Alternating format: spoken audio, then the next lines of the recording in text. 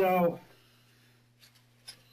like we were just talking about, you got picked up for this traffic violation, all right? So, since you got brought down here against your will, before we can talk, I got to read you your rights. Okay. That's just the rule of how it is, even though you're not under arrest for anything that I'm investigating. You didn't read me my rights the other day. Well, that's because you weren't under arrest. Okay. So now you've been arrested for this traffic violation, so it changes things. That's the difference. Well, we hope that that's going to get fixed pretty quickly, because that is not how. Okay, we can discuss all that. So you have the right to remain silent and not make any statement at all. And any statement you make may be used against you and probably will be used against you at your trial. You understand that? Oh, yeah. Okay, you've had all this. Oh, yes. Any statement you make may be used as evidence against you in court. You understand that? Yes. You have the right to have a lawyer present to advise you prior to and during any questioning. Understand? Okay. If you're unable to employ a lawyer, you have the right to have a lawyer appointed to advise you prior to and during any questioning. Okay. And you have the right to terminate this interview at any time. Okay. Understand that? So, any questions about any of those?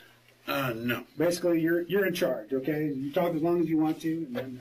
Well, I need to know, why come you didn't just let me know that you thought I could maybe help somehow? Well, here's the thing. We went over to talk to your wife because we hadn't had a chance to talk to her before. Okay. And so we caught her there. It was just she was there. And Yeah, we had just got back from lunch. Oh, okay. So we talked to her, and she gave us consent to search in the Right. apartment. We're always going to cooperate Right, with sure. you. Sure. And and you have been really cooperative, with the band and everything like that. So And I would hope she's the same way. So she. Oh yeah, she was totally cooperative, very, very helpful with us and everything. So Was there something that you were looking for in there? well, yeah, you understand that we're looking at what we're investigating, right? We talked to you about it the other day. Really. We're investigating a murder that Yeah, happened. I don't know anything about it. I don't really understand what you're messing with me for about Sure. it. But Well, like we kind of explained the other day, is that we went to talk to everybody who right, had anything to do with her, and that yeah, I includes never knew her. So gardeners and people who did work on her house and her landlord and her ex-husband and every other kind of person you could think of that we might Right. talk to, and we just well, yeah, worked that our would way make sense. and we worked our way down the list till we got to you. Okay, so that's why we made contact that first time stuff. So I went to follow up on that as well because when we talked the first time, your wife was not feeling well. She was asleep and everything. Yeah, she and you was. asked us not to bother, so we didn't bother. She so. works chaotic hours. Yeah, she so- works 4 a.m. until in the afternoon. Right. So that kind of schedule, she doesn't get the proper. Well, she's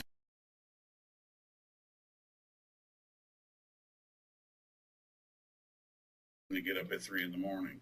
So usually she'll nap in the afternoon. Right.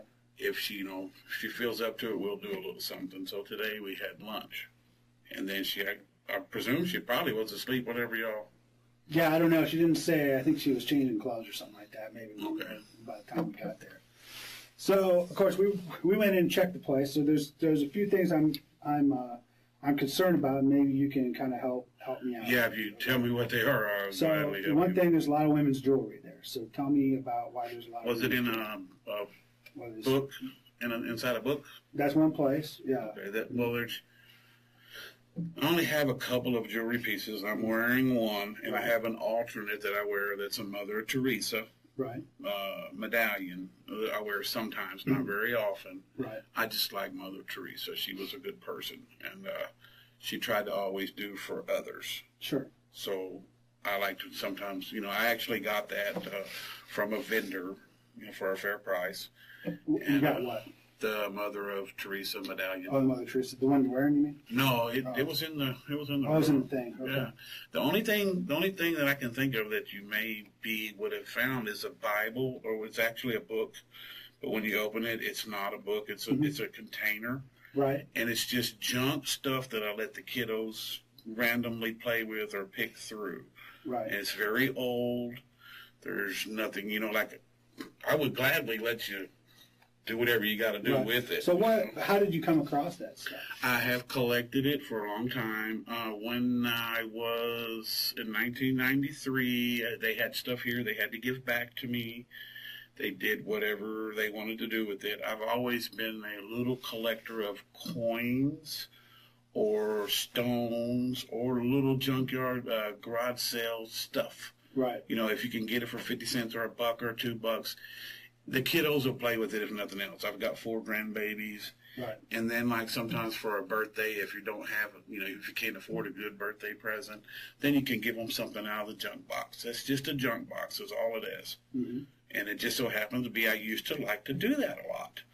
Okay, I used to like to, I still like to go, like, on the Congress Avenue or whenever there's something going on where there's a lot of foot traffic and foot vendors, I still like to go peruse around and see what the people are having or making. Right. You know, but I don't I presume you understood that from last time. I don't do anything wrong, and I'm fully going to cooperate. Sure. Yeah, you've been very cooperative, and I appreciate with anything. So here's a few things. So there's some other stuff that looked newer. There's only one new piece that I know of for sure. And it's that Mother of Teresa. It's a silver chain and a Mother of Teresa medallion, silver dollar size. Okay. And that would be the only thing I can think of. Maybe one of my old watches, which I quit wearing. So you said that you got a bunch of stuff back from the 1993 case they returned to you? Yeah, it might have been even a tad before that. I used to keep rings on my chain, and I actually have the receipts for them from the pawn shop. I bought them. Let me see. 08, 09, maybe, I think 07, 08, 09. I would go in and try to buy them at a fair price. You know, they'll mark them higher than what they actually have in them. And so I would try to buy them, and I have still have in the paperwork, which I'm sure y'all found. I keep all my paperwork with me, so if there's ever any question, I have the paperwork. I have receipts for everything from the pawn shops that I've bought, and they give you a receipt. And I recently had to, because we're in a hotel, and because of for some reason we just applied and got denied to rent a place, an apartment. Where was that at? She has the data. I can't think of the name of it. It's right there on 35, and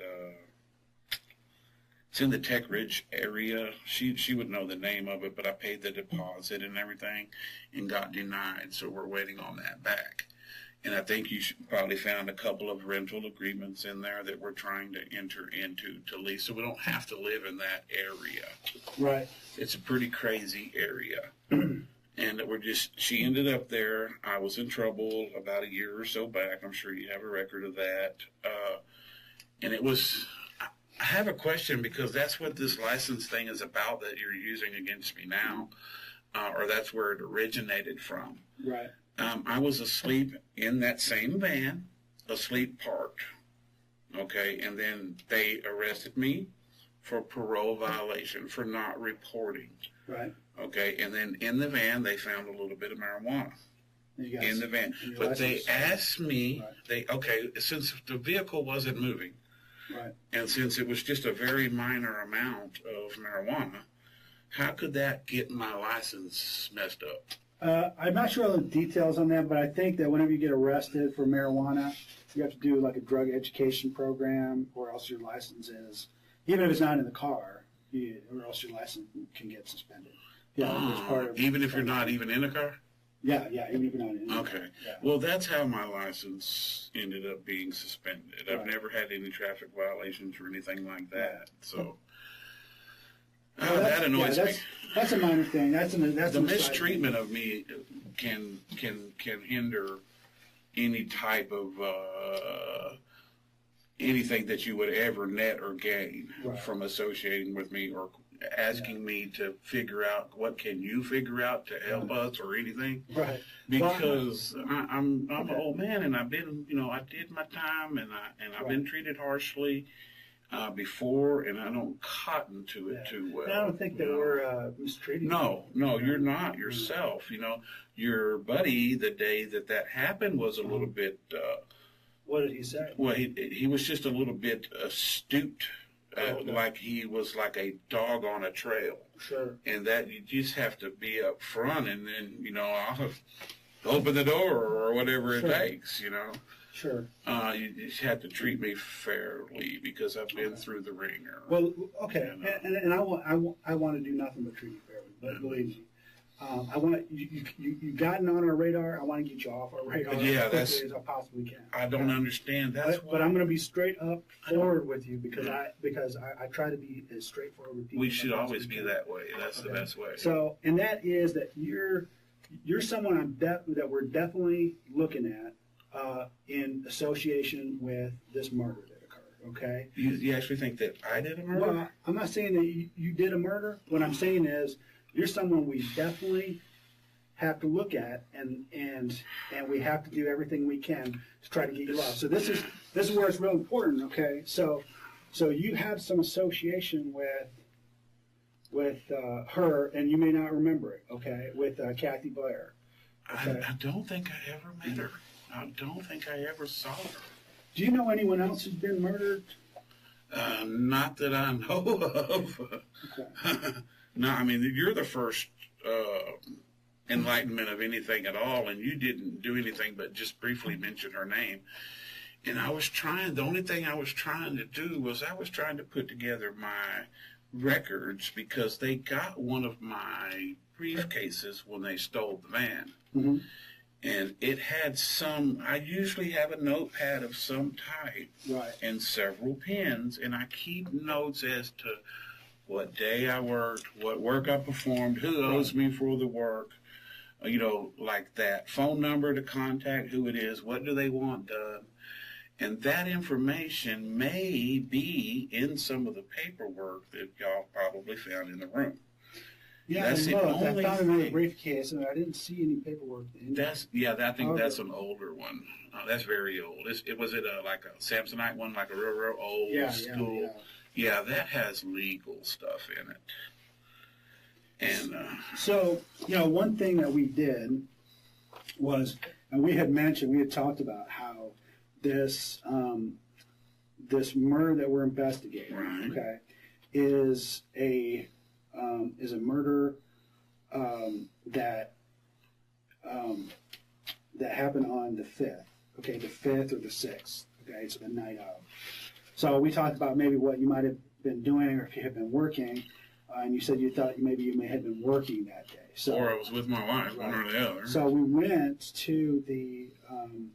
went to your work. I think I was still employed there at that time. Yeah, and you weren't. You weren't employed, and you weren't working during that week. So did he say what day it was he actually let me go from there? Yeah, I think I was on the last schedule. day you worked there was, let me see. I know I was there Thanksgiving Day for sure. 12/2. 12/2. 12/2. And that would have been that would have been the end of that week's schedule right there. That would have been a Saturday or a Sunday, 12/2. Probably. And this day that this thing happened is on a what day? On the 5th, and what day of 5th. 5th is a Friday. 5th and 6th. So it would have been on a Friday. Friday night, Saturday morning. Oh, golly. She usually works early. We usually go to bed early, 8 o'clock, 9 o'clock. Usually 8. When she goes in at 3:30, 4 in the morning, usually we're in bed by 8 o'clock.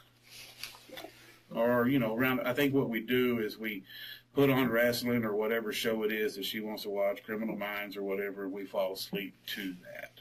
Right.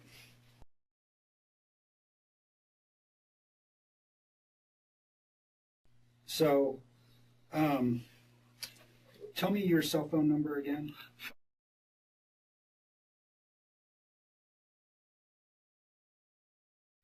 And we found another cell phone inside the house. It's one of those Obama phones. It's one of those. Okay, it's Obama. Do you know what the phone number is for that?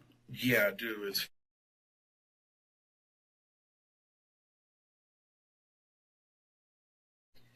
I never use it hardly. Okay.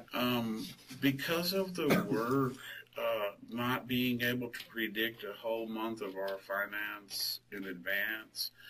We pay our room, which is $300 a week, and we weren't sure if we could both keep phones. Right. So I got that phone approximately, I don't know, one got stolen when the van got stolen. I had one in there.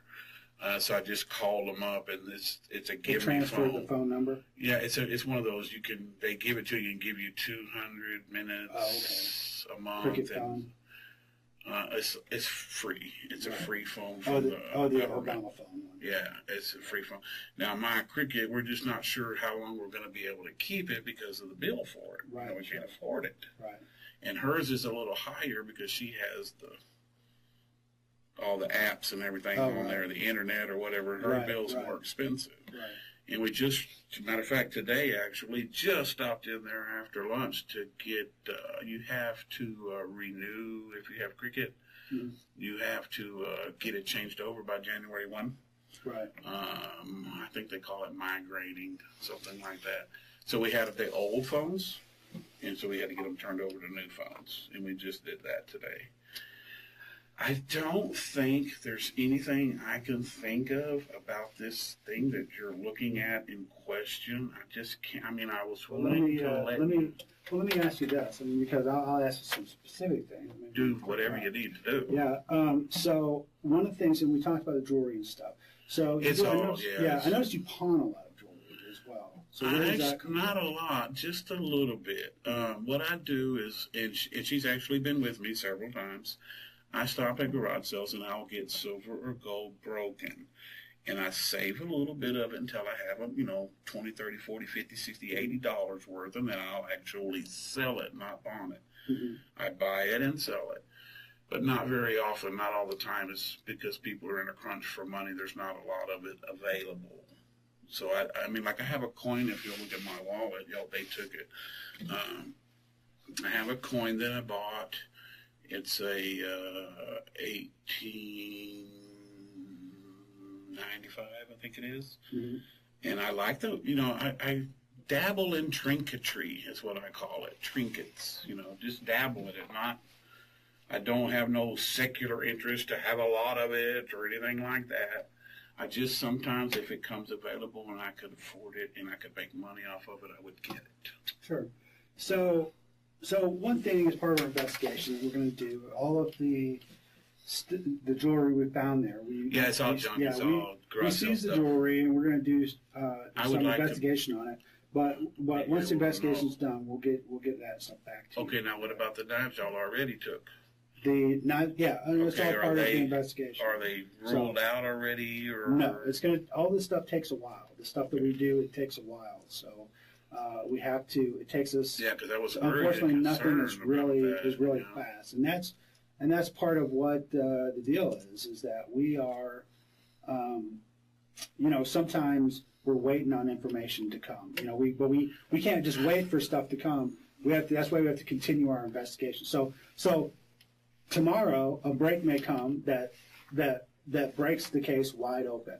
And get me off the radar or whatever absolutely. You're saying. Okay. Or put you more firmly on it. It depends on the situation, well, right? I know that I don't have anything to do with it. So yeah. But I'm just saying so in the meantime we have to do that. So sometimes I ask questions.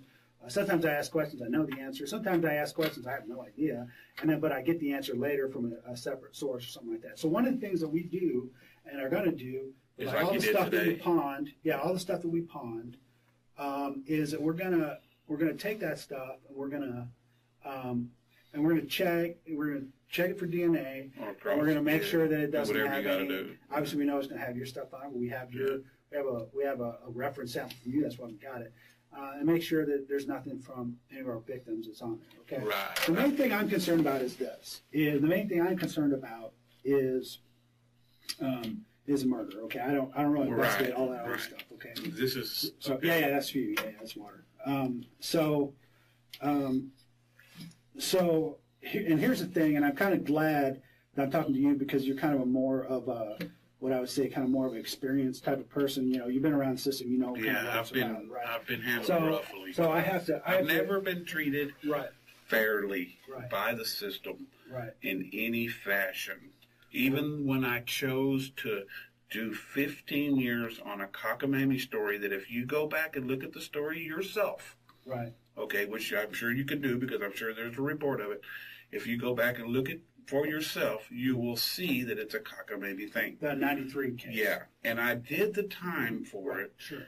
And the whole time I learned and studied, how can I keep myself away from this kind of stuff? Right. And just because of my situation with work, I've been working at 7-Elevens. Unbelittled to me, I'm highly more skilled than that. Right. But I would rather do that than to go any other route. Right. You know, I can barely make a paltry living. But here's the point I want to make to you, and I think you'll understand this because you've probably seen guys do the same thing. And that is, so, like when I go in and I'm investigating something, I'm investigating a murder.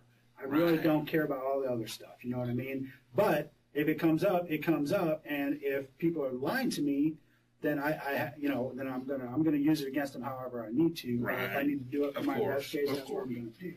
So yeah. I always make sure I tell people, hey, listen, I'm investigating a murder. Okay, right. Which takes precedence over anything smaller. If you're trying to worm your way out of theft or something like that, something minor, in order to avoid a theft, you might just get yourself into a situation where you get hemmed up on a murder. And that's what we don't want to have happen. So it's very important. I'm not trying to hem you up. It might seem like I am. I'm not. I'm just the opposite. The quicker I can get you off the radar, the better it is for me, because then. Does my wife understand your side? Yes. Yeah. We explain all of this to her. You know. Okay. So, but yeah, because I don't know anything about murder. Okay. So. So I know a little bit about some other things, but not that. Yeah. So let me ask this, because this is a key thing, and this is something that might have happened, is that did anyone give you anything to pawn or give you anything, and now looking back on it went, well, man, I don't want to have that one held over my head, because now that the cops are looking at it. Because sometimes people who don't have a clean record will get somebody else who can pawn stuff, aren't red flagged and stuff, to pawn stuff. So that'd be important for me to know, because I don't want you to get hemmed up over. This was December the 6th, and this is December the 30th. Let me think a second. This month.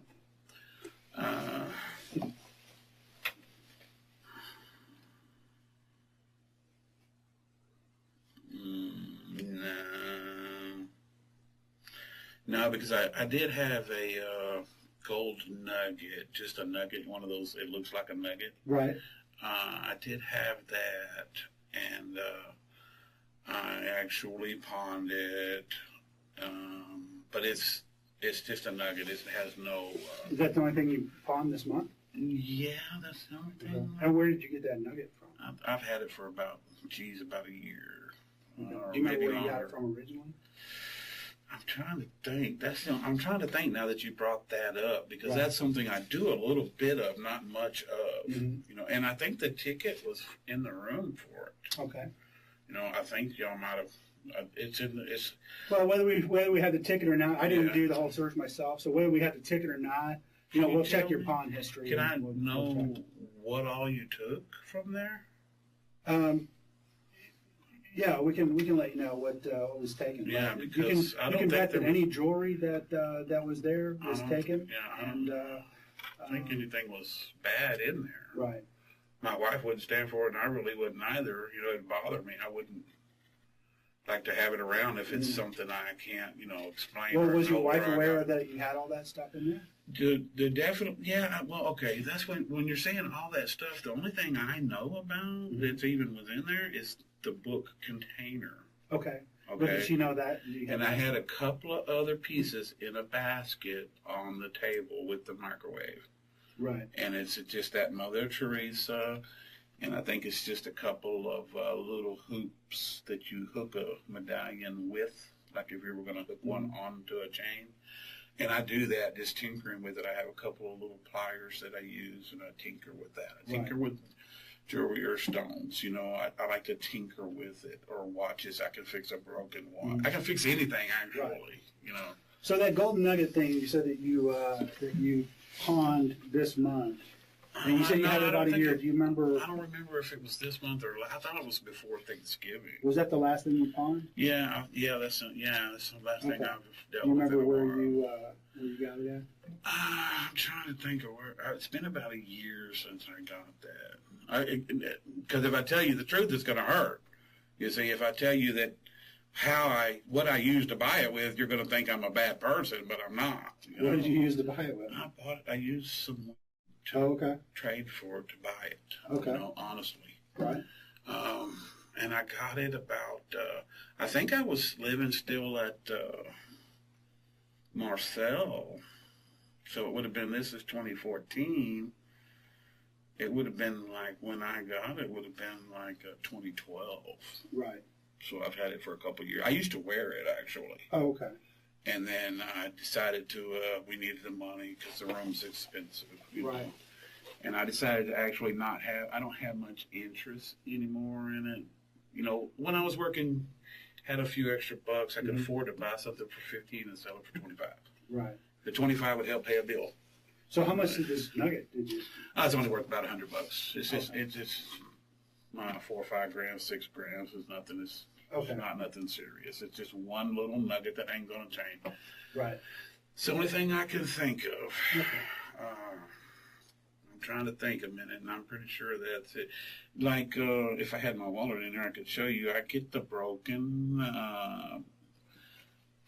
Ladies' gold chains or men's gold chains are different. Men's are thick like this, and it weighs a lot. It's heavy. Right. They have little bitty thread size ones that are ladies, and they don't weigh nothing. You could have 3 or 4 of them, and it might only be 1 or 2 grams of gold. Right. So it's only worth like $50. People don't even check because they're so small to see if they are real or not. I will actually go to Gruss's, which they don't have them right now. It's too cold. But up until like the 10th month, the 11th, up until right before Thanksgiving, they'll still have them, especially in the area where we are. And we were visiting my brother one day, and we stopped, and I got a handful of silver for like $6, which was worth like $30, you know, because it's $15, $16, $18 an ounce. Right.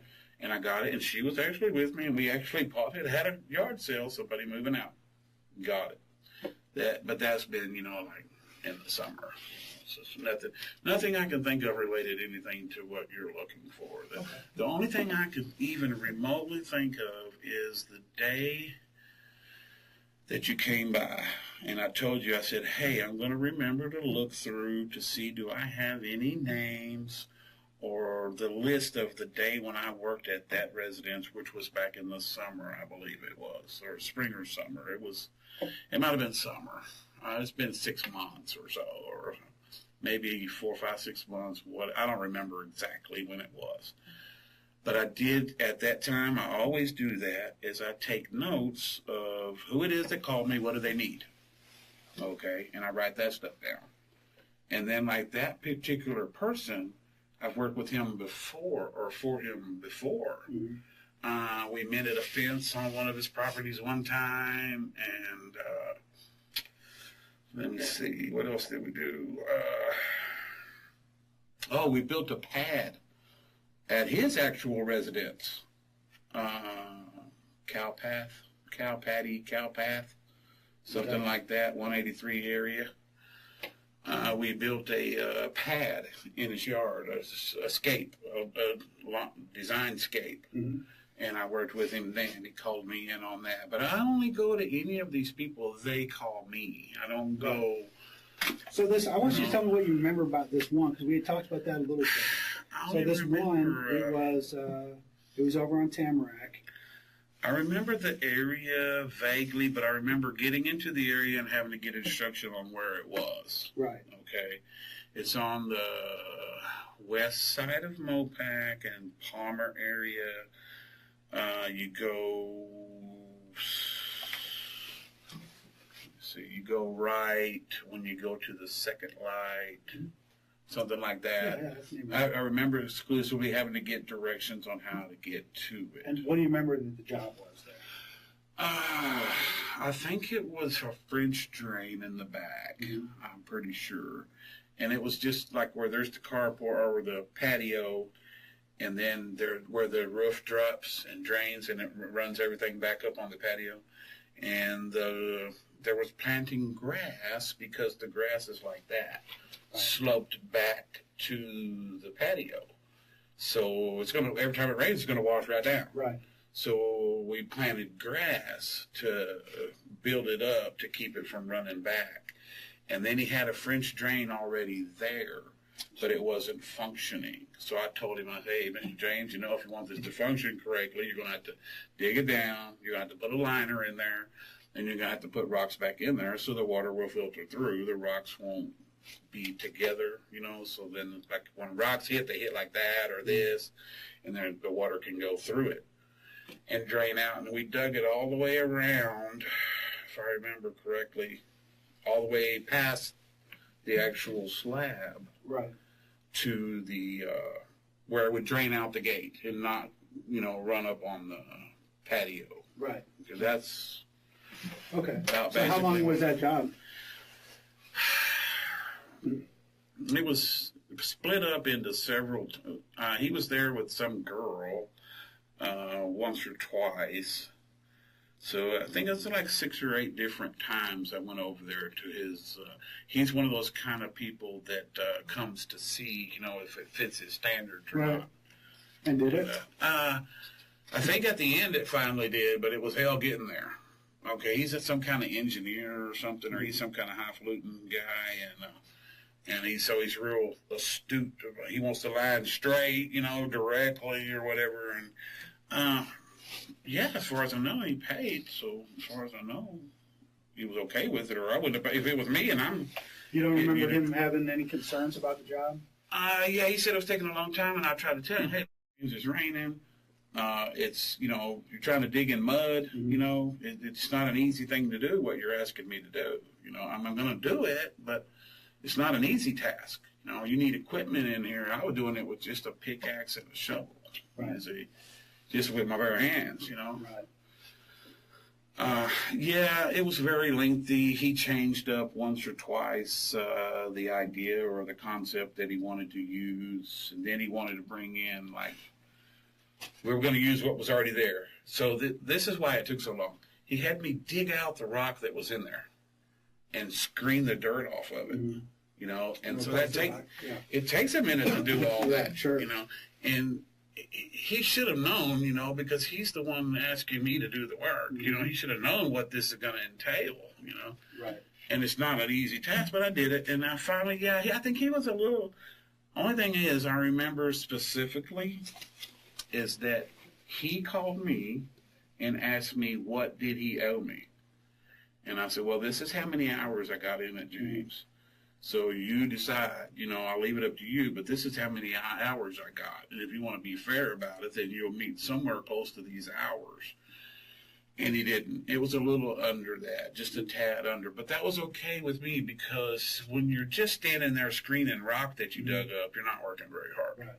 So the guy who hired you, what was his name? His name is... He owned the house? Yeah, he's the owner. He didn't live there? I thought he did at one time. Okay.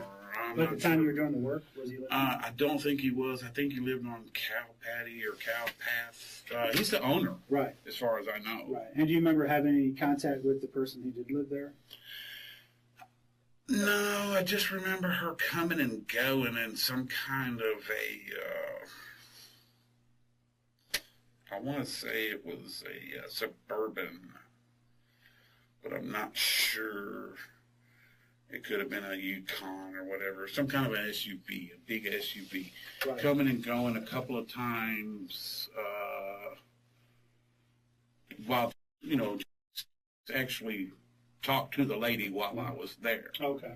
And just said, hey, this is Tim. This is the guy that does a lot of work for me, and he'll be doing this job, you know, or whatever.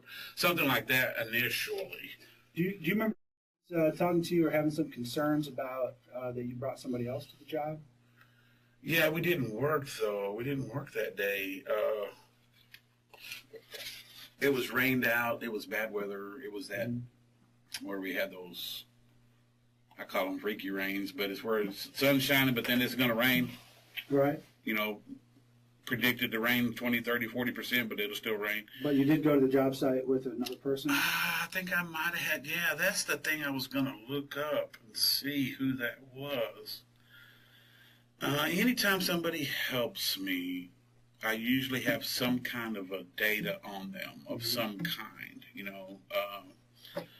And I've only used a few. I've only used a few helpers over the years. And I don't do this that much. You see, I don't do this kind of work that much. Only in between regular jobs. And you ever use your brothers to help you out?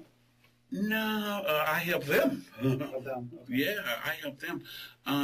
At that residence that he owns another one, and I've helped do a fence and let me think, a fence in a driveway, I think, or stone in a driveway, something to do with the stone in a driveway, at another building, another residence that he owns, that guy, Mr. And his last name is bewildering to me, but it's Mr. James, that's what I call him. So, and his last name, I can't think of it off the top of my head. I'm a little out of sort because I got to pee again, but it's pretty bad. So just a quick question. We talked about this before, but I just want to clarify. So you never went into the house while you were No. Yeah, definitely not. So, I mean, definitely not. You got to pee a lot. You didn't ever have to go in and use the restroom in there? No, I'm kind of pretty, I'll piss outside. Okay. I never do that. Right. Unless, you know, if you calling me to go fix a broken sink or something, sure, you're going to be there, right. You know, because I don't need no kind of, you know, anything, you know, where you think I'm involved with anything. Right. Well, and the thing is, and the reason I asked, you know, I'm kind of cautious about that. Yeah, I mean, that is an important thing, especially in this particular circumstance, because, you know, obviously, like we say, one of the things we check is DNA. Yeah. And even when somebody is, you know, wearing work gloves or whatever, going in and out, there's still a lot of times we'll leave DNA there at the scene. So, you know, we like to make sure that someone's been inside, that we make sure that we get them identified, and if there's a reason that they might have left their DNA there at the scene. Yeah, no, I do not remember going inside at all. Okay. As a matter of fact, I don't ever remember even. I think just one day, but I'm not even sure. I think one of the days, Mr. would probably remember having me meet him over there and taking me to show who I am to the person. Right. You know, so this guy's going to be back there doing that French drain. And like I said, never. So might you have been in the house? No, I take my own drink. I take my own drinks. I take my own food. I don't, like you saw in the van, I got it in the summertime. I'll take a container full of tea. Mm-hmm. And then I go to corner stores, you know, grab a 99-cent brisk tea or grab ice water. That's one of the things I'm a decent guy. Okay. Right. So I don't even leave my cigarette butts. Right. Okay. I put my cigarette butts when I'm working. I put my cigarette butts in my pocket. And your officer, the one which I'm hoping that's going to be fixed, because it's going to cause me a lot of headache if I have to get arrested for driving while license suspended. Because then the parole people are going to come in. The last time this just recently happened, I ended up spending 90 days. I almost got my wife to where she thought I was doing some kind of, you know, hey, you know, if you're going to get in trouble all the time, you know, this happened. Okay, now, as far as I know, okay, I'm just going to ask. I'm not sure. I'm pretty sure you would know. As far as I know, I need to be driving the car, and you need to pull me over in the car. Well, they could observe you operating the car. Okay, well, that y'all did do. Okay, I was coming because she told me y'all are there, and I'm like, she didn't say it was you. I probably wouldn't have been so pretentious had it. Right. She had said that it was you. Right. You know, because you're somebody I met, and you treated me fairly. Right. So that's, as long as that still exists, then, you know, I can always try to meet that fairly. But if that doesn't exist, you know, and I get screwed, then, you know, that's... No one's trying to screw you, okay? I mean, you do, understand, okay? You're not allowed to drive a car. Right, okay? I understand that. I do know that. So there's going to be some sort of enforcement action. There's going to be a ticket at the very least, okay? So for today, though, for just because of today, because y'all are in for there at the residence, and I didn't know that you're there. All you had to do was call me. I would have been there. right. You Okay. see? Well, I can't help. I mean, that Let I me can't. know. I can't. You know, just let me know you needed to search the place. You know, I probably would have let you then if you would have let me walk in and wake her up. You know, Sure. you could search it right then. You know, I'm totally trying to do. Well, I'll talk to the officer when I'm done here. Okay, I can't make any guarantees. Okay, so if he wants to give me a ticket, that's different. right. You know, I can pay the dang ticket. You know, but if he's going to let it go to where I have to get in a lot of trouble and have to deal with. So let's focus. Hey, let's. I totally understand your concerns. See, I'm not doing that. But I want to stay focused on the important thing. Okay. That's what I call little trouble. Okay. A ticket or even going to jail for a ticket. That's little tiny trouble. Okay. Big trouble is murder. Okay. Murder is big trouble. Yeah. And that's what I'm really trying to steer you away from. Yeah. Okay. I don't think there's anything. I mean, I've tried to think since the other day, and I tried to think when y'all were there. I just don't think there. I mean, anything I know or anything I could. Oh, something that did come up while we were there at the house. So I do want to ask you about this. So while I was searching, you have a gray fleece jacket that hangs on the door there. Yeah, it's been there Lexus jacket. It's been there for a minute. Yeah. So it's been there for a minute. Anyway, in the pocket of that jacket, there's a bunch. So it's my job to to just find out about these things. So I'm asking. You're giving me an explanation. That's and actually, I don't need an issue. That's what I'm saying. I don't need any kind of an issue with law enforcement. I'm trying to do everything I can. I get it. We're trying to do everything we can and that's why we're here. Okay, So I didn't like this actual method, but I understand. You have to do use methods that. All you do is just tell me, hey, I want to search the place, and I'm like, come on, I'll stay right here until you get here. So, what are your thoughts? Let's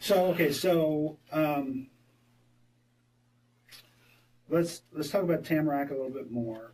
So, do you remember? I guess you met the woman, but that was about it.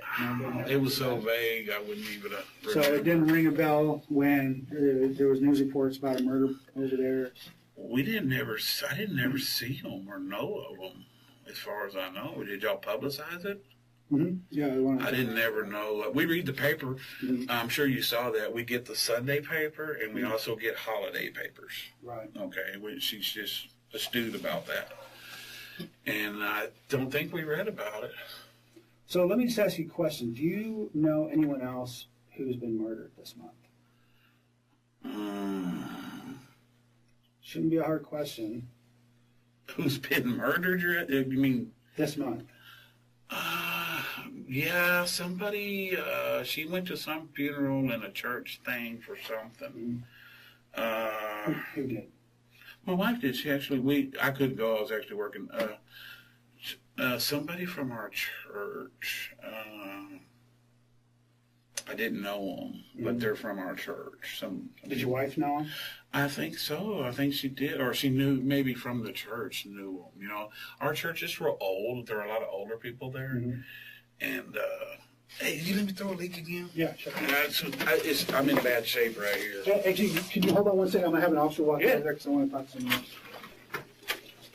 Okay, that was much better. Sure, we were talking about these people from the church.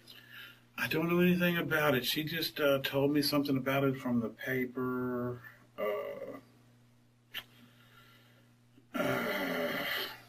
She would know more than I would. She brought me the thing from the church.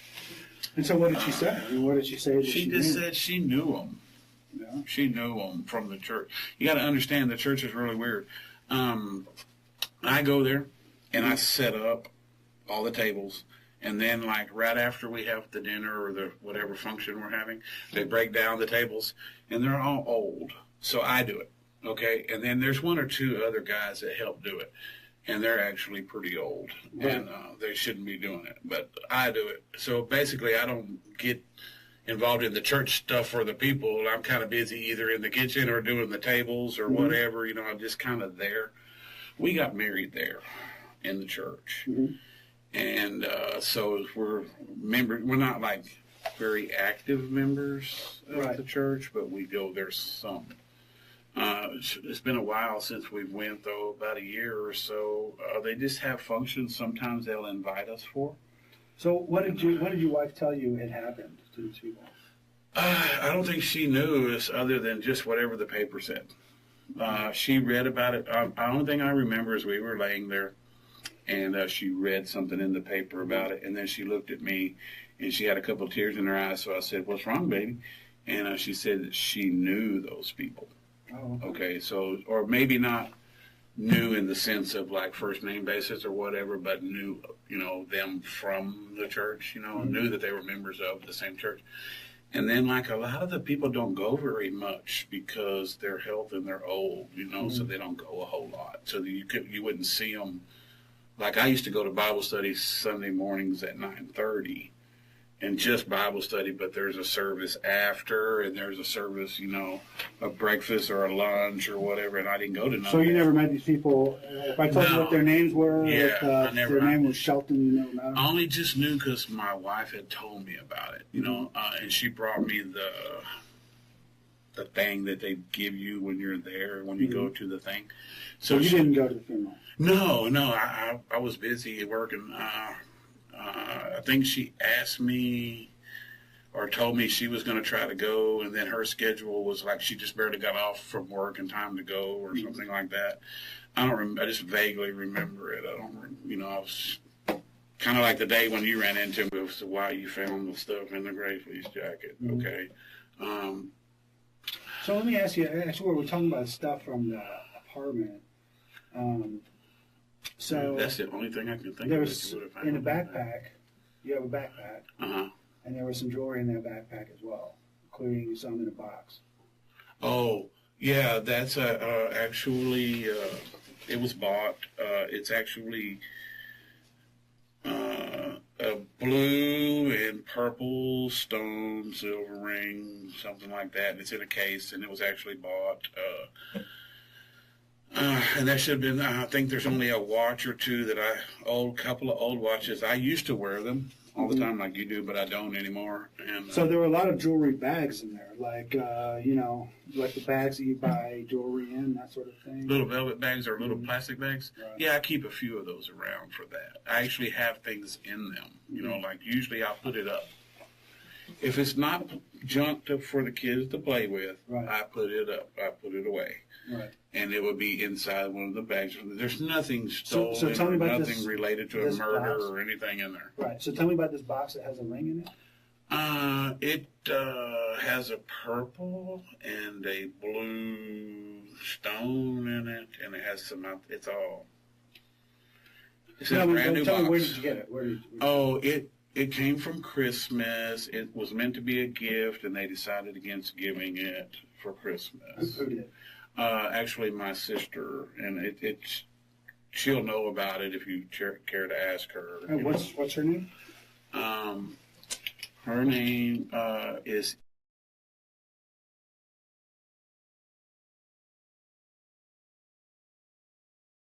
In other words, just nothing. So she had originally bought it. Well, I don't know. Other than it was supposed to go to someone and it didn't go to somebody around Christmas. So you got it from her. Yeah, I got it from Okay, and what's the phone number?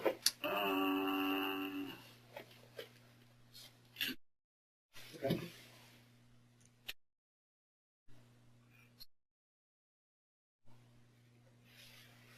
Okay. Yeah, it belongs. Yeah, it's brand new. It belongs to them. There's not, man. You obviously don't believe me, but there's nothing that I would not let you search or deal with. Well, I'm a little concerned. I mean, when I see stuff, I'll tell you, I'm not saying I don't believe you, but I just have to look at things in an objective way. Check out your records for back with me, and I will actually even, given the chance, I will actually show you all receipts for everything ever bought from the pawn shop. And there's a stack like this. Sure. Okay, so I don't do it. I did it a lot in 07, 08, 09. I kind of sort of messed with trinkets a little bit, but kind of quit because of financial. You can't afford it.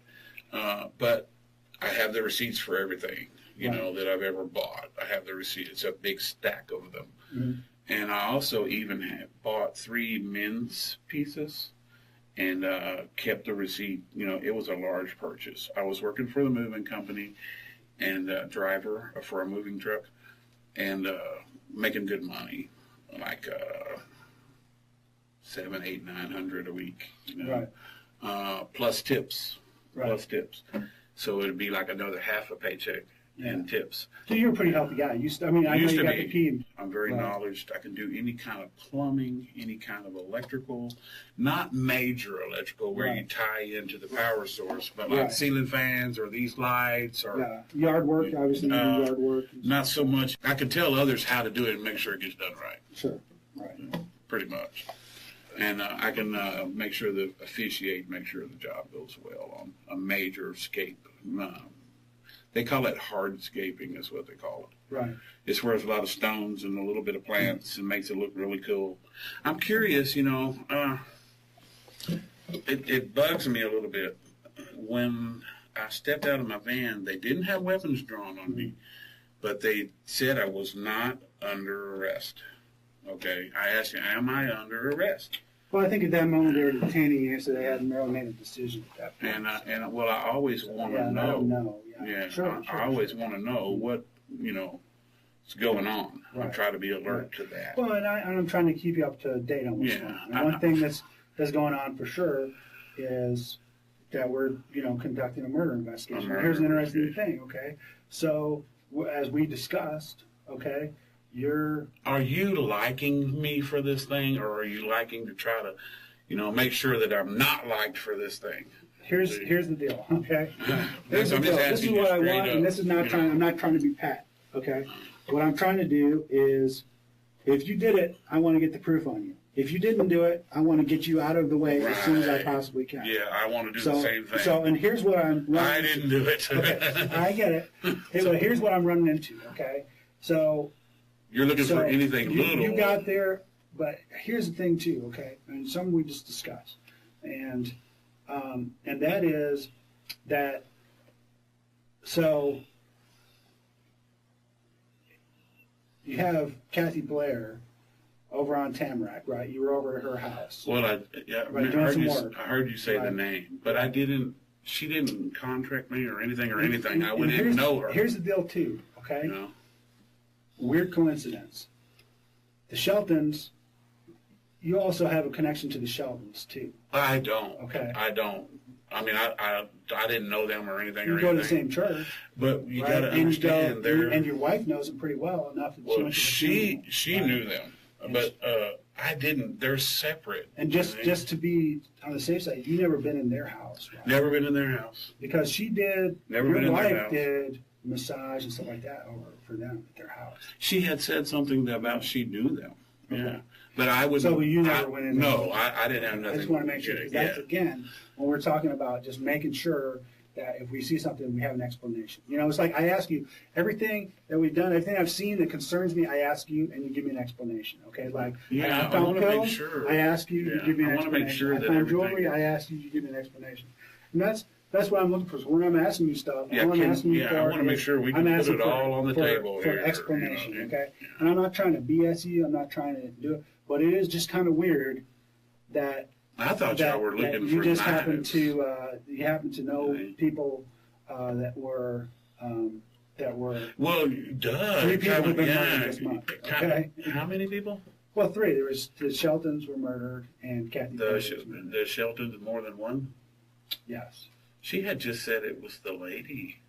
Well, maybe she just knew the lady. Yeah, maybe that's what she meant. Yeah. So that's a weird coincidence. It doesn't mean that you did it. Okay? Yeah, well, I definitely so that's a weird coincidence. All right. It doesn't even mean that we can do whatever it takes. That it just means that we got 2 unsolved cases. Okay, and you're kind of a link between those 2 unsolved cases. So that's what makes this so weird. So now you kind of understand why I'm looking at it. I'm like, that's weird. That's weird. Right? So I got to look at you. I got to, because when I find the right guy, they're going to say, well, why didn't you look at this guy? You were obviously focused on my guy and not on this. So I got to do it. I got to look at you. Is there anything that I should do or can do that you can advise me of that I should, Well, if you can help us. Yeah. Like one thing I want to try to figure out, and I don't know, maybe you don't remember, but are you, and the biggest thing, I mean, I'll just tell you this, and the answer to that question right there is to tell the truth. I mean, 100% tell the truth. And listen, I know you're saying it always, but listen, I've also been a cop for like,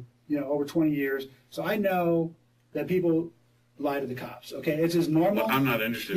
Even my friends lie to me because I'm a cop. It just happens. Okay, especially a guy who's been around the block a few times. Okay? I put it straight up with you. I put it straight up front. And I don't hold that against you. Okay, but in this case, it is super, super important that I get just the truth, even if it's bad, even if it makes you look bad. I'm not worried about that. I'm honestly not worried about you looking bad. I'm just worried about getting the truth. Okay, now I know you told me some stuff already. You can follow the record. Check it out. Right. When they found me asleep, they found a little bit of weed. Right. They piss tested me, and my piss was clean. Right. They're asking me, well, why did we find weed? Right. Because it has a more powerful dollar component. Okay. You buy other stuff. Well, no, it's just the dollar's only worth $1. Right. But with this, you can actually use it for something that you could buy that would gain you more of $1. Right. You see, that's why they so found it's just a little bit. A unit of exchange. Yeah, that's exactly why they found it. Right. And so then it actually came up, that my PO comes over there, and I had to tell her the truth too.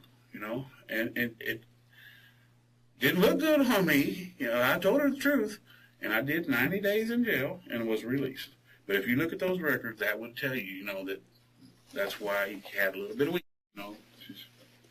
I'll tell you the truth. Yeah, I'm not worried about that. I mean, that's all little stuff. Yeah, so the big stuff is the big stuff. Okay, so here's another. I might know a few little things, but I don't know any big. There's another big things through a variety of ways.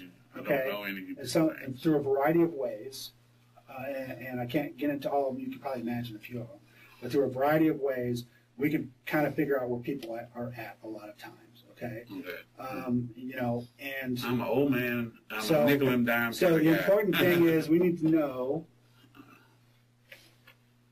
on that night that the murder happened on Tamarack, was the 5th and 6th. Would you have been over there for any reason at all? Hell no. No. The night the Sheltons were killed, and that was I vaguely remember her reading about it in the paper to me. So let me tell you the date on that. That was the 15th. 15th. Okay. So it could have happened the 14th. Would I have been in that neighborhood? Is that what you're asking me? No. Now that's, you know what neighborhood it is? I think so. She had said right close by the church area. Okay. So that's just. You know what street they lived on? I think she said. It can't be that many because there's the church is on Woodrow, and she said that they lived close by the church, so it's in between Koenig and probably Anderson. Does Brentwood ring a bell? Yeah, it does actually. Brentwood does because that's where I actually lived. So you lived on Brentwood. In 07. Yeah. In 07. But I also saw that you were trying to rent a place on Brentwood. Yeah, I was trying to rent one there, but it didn't come through. I called the man several times and didn't come through. So this is some of the stuff. I mean, this is, again, it's coincidence you don't book where you live. You shouldn't. Yeah, you don't. Some people do, you don't. So we'd be dumb not to talk to you, and but when you talk to me, you talk to me once. Right. Okay. The procedure or the methodry in which you're talking to me the second time is probably what I would not have, expected from you. I would just have expected you to somehow or another approach me the way you did the day that I met you, or any other time. You could notify me that you need to speak with me or whatever, or anything. Right. And I would have gladly obliged. Well, there are a lot of different ways that we could have done this. Well, the method was a little. Yeah. So my girls held this. I take responsibility for the method, but there are other methods more harsh that I could have used. Yeah, when you're gone to your parole officer or done a variety of different things. She's already called me to change the appointment. My appointment was on the 12th. Right. And she changed it to the 6th. I don't know why. She just called me and said that. So, and she asked me if that was okay, and I said, of course. You know, as long as I know what I'm supposed to be doing, then I can do it. Right. So so getting back to the Brentwood thing, I mean, because I think it's important that I at least ask and try to find out. I mean, obviously there's there's some connection there. You go to the same church with the people, live on the same street. So, but it's trying to way figure out, the heck on the the other side. Yeah, I wouldn't have known anything. Right. I'm trying to transpute it just in my head, and it's not. But as you see, there's a lot of coincidences that are going on. So that's what. And in my line of work, coincidences kind of set off alarm bells. So we have to look at those. You can rule them out, though. You know, or we can, but it takes a lot of work. Yeah, rule them out or rule them in. This is the process that we use to rule it out. I'm sorry, because this process is kind of not. So on the 15th, do you have any recollection of what you might have been doing on the 15th? Oh yeah, we do that every night. We sleep together every night. Right. I mean, she works 4 to 12, so right. Unless I go do laundry, and that only takes about an hour. Mm-hmm. Sometimes she'll go to bed at 8, and I'll go do laundry and get home at 10.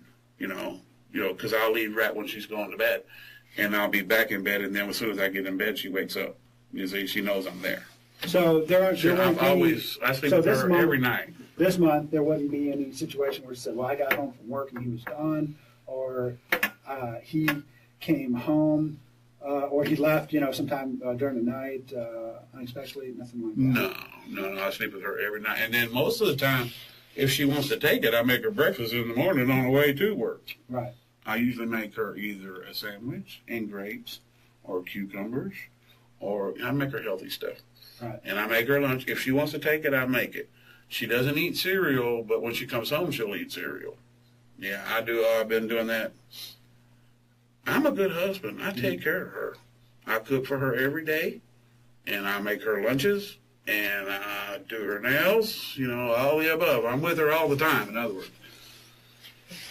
Yeah, I'm believe it or not, I think I'm learning. I didn't ever think I would be, but she thinks I am. So over the last month, just to be clear, so that I'm 100% clear, we wouldn't find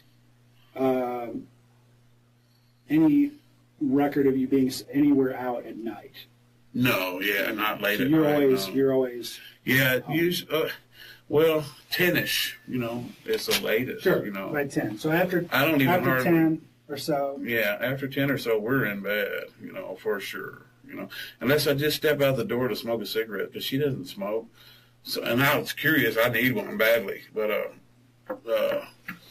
I have some with me in my stuff. I would step out. I don't even close the door or lock it because it makes noise. I just step out right there in front of the door, and hotel people will be able to tell you that I step out there and smoke, and they'll come by. Especially the old lady. She's real cool. And she'll talk with me a second as she's passing by. And it's just long enough to smoke a cigarette, and I go right back in. If I wake up in the middle of the night, I may smoke a cigarette and then go right back to bed.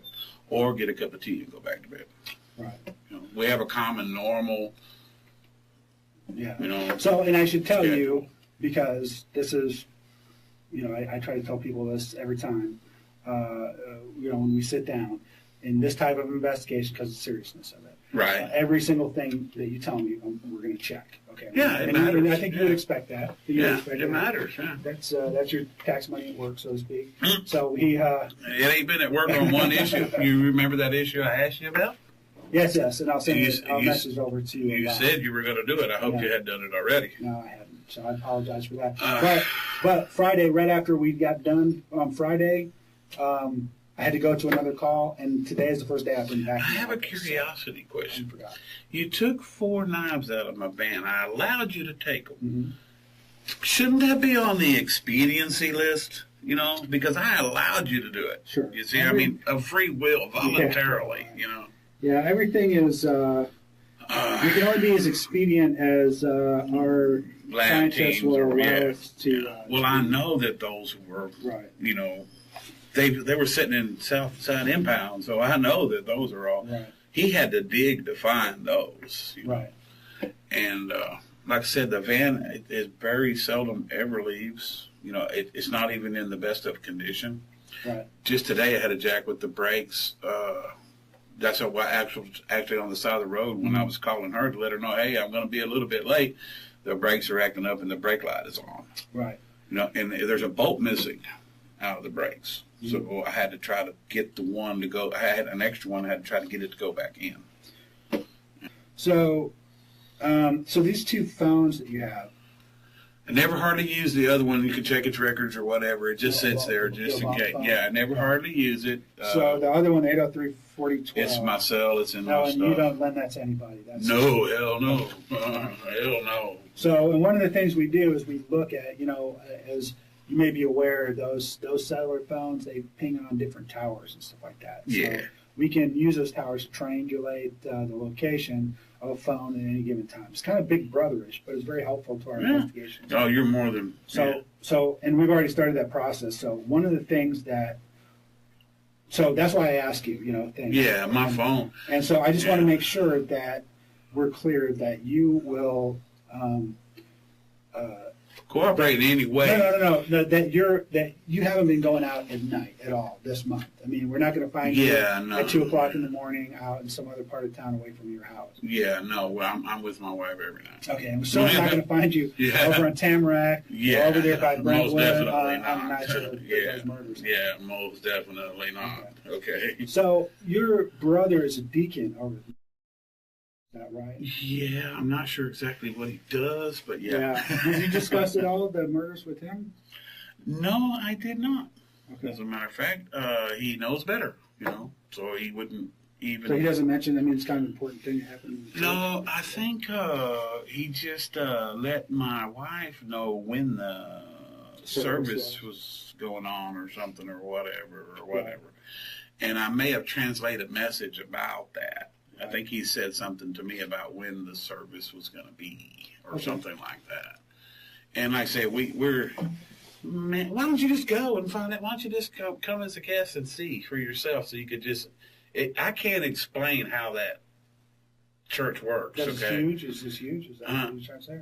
Well, I can't explain because when you're there, you only have a particular thing that you're doing. Right. And it encompasses the whole time you're there. Right. So whatever's going on over here or over there, you're not going to know because that's not what you're doing. Right. See, so there's all kinds of stuff going on there. They have so many things going on. They have sewing clubs. They have excursions for the youth. They have, well, now I do pay attention to the youth, though. Right. Because my niece is one of them. Her name's and I try to make sure they don't have cellular devices on, you know, during church service. You know, they got these little toy games and pads and all this jazz now. Well, I don't agree with any of that. Yeah.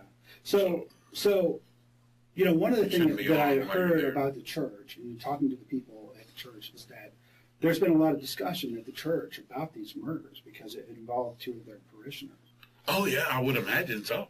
Yeah. But you didn't, like, hear about any of that stuff? Or participate in it? No. No, not participate, but just hear the gossip that's going on. No, other than I think there's one guy named Nick, and I believe he's the son or the nephew of one of the other people of the church, had said something about it vaguely, and I don't remember even what it was, but something to the tune. I wanted to say that I'm not sure. Okay, this is very, like, not knowledgeable for me. I don't know about a lot of things. I know who's passing through the parking lot. Right. I know what time this store closes, or because it's right next door to the AutoZone, or some things like that. You know, I could know about. But this kind of thing I wouldn't know about. It's not from even in my thought pattern. You know? That just seems odd to me. You know? Not knowing the dynamics, but it seems odd. Yeah. Because that was a big deal at that church. I vaguely remember one thing, and I wanted to say brought it up, but I'm not even sure if I brought it up. But something about the car being taken. The car being taken? Their car being taken, or something like that. Right. And then later on, it was discovered that it wasn't taken, or something like that. Okay. That's the only, I just vaguely remember hearing something about that. And I don't even remember if it was one of either the nephew or the grandson of one of the others. He's around 20-ish or so, and he's a security guard. Just about the only thing I can remember is that. Something vaguely about their car, and then their car missing, and then their car was not missing. Mm-hmm. No, okay. Something like that. When did you hear that? You remember when you heard about that? No, I just remember hearing it through one of the church people. They were discussing, like you said, they were discussing. The only time they would say something to me is, Tim, we're setting up, or Tim, we're not setting up, or how are you doing, Tim? Right. Or something, you see? Right. It's kind of like the whole thing. You just have to go one time, you'll understand. Everything is structured. The people walking this way are going to this. The people over here are doing this. You know, and so this don't mess with that until after everything's all said and done, and you might say hi or bye on the way out or in the parking lot, or you know, or you might hang, like I usually hang back and put up the tables or the chairs, and we're usually the last ones to go, like that. That's how it functions. It's very proper, very laid back kind of atmosphere. Like I wash dishes. Right. You know, I'll be in the kitchen, so I don't know what's going on out there because I'm washing dishes, you know, that kind of thing, or sweeping the floor. The last time I did it all the way was been about 6 months, probably time to do it again. But they set up a buffet or a dinner once a week in there, and the gym floor is rubber or vulcanized rubber, so you spill crumbs, etc. And over time, it becomes gummied or gussied, and you have to mop it. That's the only way to get that stuff up, because it's foam. But it's covered foam. It's not like this raw foam. It's covered with plastic sealant kind of foam. And so once in a while, I pay attention to that. So I'll be doing that, not paying attention to whatever's going on, because I'm busy doing that. So we had discussed earlier, one of the things that you had asked me is, you know, what can you do to help? Yeah, because I told you I would look, and I never got the chance, but I would like to look. So that's one thing that can help us. If you could figure out who you might have been with in there. But I should have some notes about it somewhere. Yeah. There's another thing that we do. It's an investigative tool we use in cases like this where we're just trying to eliminate people as possible suspects. And I did that already. Right, and that is a polygraph. Oh, yeah, I could do that, too. Yeah. So if you want me to, I will. But I thought I was doing that when I did the DNA. No, DNA is for, so people leave traces of DNA behind, you know, like it could be in your hair, it could be in your skin, you could sneeze and blow it out, you know. And people kind of tend to leave it all around. And even when they wear gloves and, you know, get fingerprints or something like that, a lot of times we'll get DNA because they've breathed on something, or they coughed on something, or hair fell out. Yeah, understandable. So we get that like that. So that's why we get that. Yeah. Well, that helps us, you know. And then you taking those weapons out of the car. You're calling them weapons, or he called them weapons that day. And to me, I think they're all 6 months or a year been in there. Right. You know, I don't even remember the fourth one. I was looking over that list, the description list that he gave me, and I can't even really, he writes kind of fancy a little bit. I can't even really read the whole thing, but he said one of them was some type of a broken kitchen knife or something. Now that one I really can't even figure in my own head where it came from or how it got in there, but I know it's been in there since the van was stolen or before, because it sat in Southside for a good while, you know, before they ever let me know. So what I'll do is I'll be able to get hold of you, and we'll make arrangements for the polygraph. Yeah, I don't mind doing that. I don't mind doing anything. Tomorrow afternoon is I don't mind doing anything that helps, okay? But as long as it's remembered, hey, he helped us, let's help him back, you know? Because I had something I asked about, and I know for a fact that it was parked when it was stolen, and they broke that door lock. It was parked underneath that camera. Right. And I'm going to take care of that. Okay? So there's something's so I apologize for that. Well, at the same token, we talked, and you said you would check your stuff, and you didn't get around to it. I didn't get around to this, so I apologize that I didn't get around to it, but I will. Am I under arrest at this time? You are still under arrest for the thing, but I'm going to check with the officers. Because I will gladly go look for, I think somewhere in that van or somewhere in some of that paperwork, there is info from that Tamarack job, because I remember keeping track of the hours and I remember talking with him about it on the phone. Okay. I know for sure he would remember that. So let me ask you a question. I don't know, what your feeling is on this sort of thing. Well, I'm a little bit upset. Well, no, I know that, but so with regards to these murders, we have. Yeah, you said three. I wasn't aware. Three, but one's one is two, and I don't know if they're related or anything, but they're unsolved murders, right? So, I have a case where a couple of elderly people are killed. Okay, and I have a case where a woman was killed. Do anything to warrant. Yeah, and so, I try to think myself, but I'm a police officer, so I'm kind of like a little jaded with how I look at stuff, So I would ask people, what do you think should happen to somebody who did that? Oh my God! Well, I don't know any of how it happened or what happened. Did they shoot them or what? I don't know anything. But I would think that if they were church members of our church, they were good people, and so they need to be punished. Right. I can't really step up.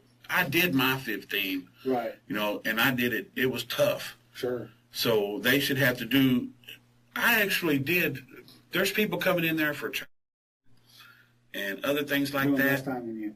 Huh? Doing less time than you. Yeah, I did less time than that. Yeah, and then not only that, it seemed like I got the raw shake every step of that 15. Mm-hmm. Every time there was a little disciplinary this or that or whatever, it was because they had a big hand and there's no other law to supersede the, like you have laws or morals to go by, or preferably morals over laws, but both. And there was never any of it. Right. And any of the dealings with me. So you don't think in a situation like that, they should be punished severely. You don't think there's redemption that can happen for someone who did something like that? We're taught to believe that in our Bible study class. We're taught to believe that they're, that they can. The worst people, because Paul was a murderer. We're taught that they can be saved by God. Right. But I would think that it would take God himself to be a part of it to do it. Yeah. I don't know about if any superior being or law enforcement or anything could actually say, well, hey, he's turned over a new leaf. Yeah. That might not be our decision. Yeah, I don't think it's that person, if it was from the church. We talk about stuff like this. In our Bible study class, we talk about but at least it was a person who's in church that did it. I don't know if it is or not, but if it was somebody, at least that person would know where to go to get that forgiveness. I guess they have to step up in that way. Yeah. So let me ask you this: if you knew who did it, would you tell me? Even if yes. It was yes, most even definitely. If it was a close relative. Not just to. Because, you can look at the records from the past, and I think there's probably some senior people out there that know me well from before. The 80s and the 90s, I was not a, very compatible person, to be around. What's the most serious thing you got investigated for? That was it. Oh, no, I take that back. Lord have mercy, I take that back. And this still sticks with me to this day. I'm in the joint, and I was in jail when this happened. Right. And they still pulled me in for the yogurt shop murders. So if you were in jail, why did they pull you in? I remember broad as day sitting up in the day room watching TV in the county. I think I was in prison and I'm sitting up. I don't remember. I was locked up. Right. For something else. And I'm sitting up and all of a sudden I'm looking up and I'm seeing that on TV. Something's going on with some of these guys from that. And, lo and behold, they pulled me all the way back from TDC back down here to Austin for that. Just talk to you about that. Yeah, and I'm like, you were in jail when it happened. they did not give a rat's ass how much hell and heartache that caused me from that point until '07 when I got out. They didn't give a damn. It was like, oh, we just yanked his chain and pulled him back and questioned him about that. When I got back here, I said, you look on your records, and it showed you I was locked up. I don't know nothing about it. I didn't have nothing to do with it. Thank you very much. Have a nice day. Right. You know, and that was the end of it. But I was a little PO'd. Yeah. You know, and I'm not PO'd with you. I mean, we're just two men trying to come to some kind of a medium. Right. And I'm cool with that. I wish more people could do that. Right. You know, maybe your buddy will learn some of it. He didn't have as much. He wanted to take 4 knives that are not pertinent to anything at all, and they've been in there for a long-ass time. Right. And that's bugging me. You know, you can keep them as long as you wish. You can take a picture of them and put them on TV. I don't care what you do with them. Right. Just remember that you took them from me and they come back to me. Yeah. You know, Remember. I mean, yeah. So, that's all. You know, just treat me fairly. That's what I'm trying to do. And if I'm not, I know you'll let me know. Well, if there's an inch and you didn't have no choice, right. you know, I can understand that. But Right. if you got a choice and you can make a stand for something that's fair to, I'm an old guy. I'm obviously not in the shape to do what you're describing. I'm really not. Physically, I'm not in that shape. To do what? You know, I'm not strong physically, okay? My feet are in bad shape. I don't walk very good. And I don't see myself, you know, harming somebody like that. You know, you'd have to go shoot them or something, you know, or whatever. You know, maybe I could do that if they pissed at me off, but I don't even have a gun. Mm-hmm. So, well, how could I do that? When's the last time you ever handled a gun? Oh, my gosh. Jesus Christ almighty. This is 2014. Oh, it's been a pretty dang good while. Let me see. I can't even remember when. It had to have been, I think I got some remnants from, well, mostly it's just like either framing hatchets or like job knives, you know. Mm-hmm. Nothing really illegal. Now, I'm not even sure if that dagger that y'all took is illegal or not because it's decorative. Well, if it's double-edged, it's illegal, so I have to look. It is illegal? Yeah. I mean, just to have like in your home or whatever? Oh, it's prohibited, so you can't, you can't. You can't like legally buy them or own them? You're not supposed to? Buy them, you're not supposed to, yeah. Okay. It's kind of, switchblade. Or a framing hatchet, maybe an odd, I don't know. I pretty much got rid of all my junk, pretty much. I'm trying to think. When was the last time? I guess it had to have been around 92, I guess. Okay. So I asked this, yeah. I just want to, again, a lot of times I ask stuff just to make sure. Yeah, you can do that test too if you need to. One of the things I just want to make sure is that you had not, that if we come into contact with a weapon or anything like that was involved, like a firearm, let's say, that there's not going to be any of your fingerprints, DNA, anything like that. Because you said you're a senior cop, can you jump to my side, like pull yourself out of your side and jump to my side for a second?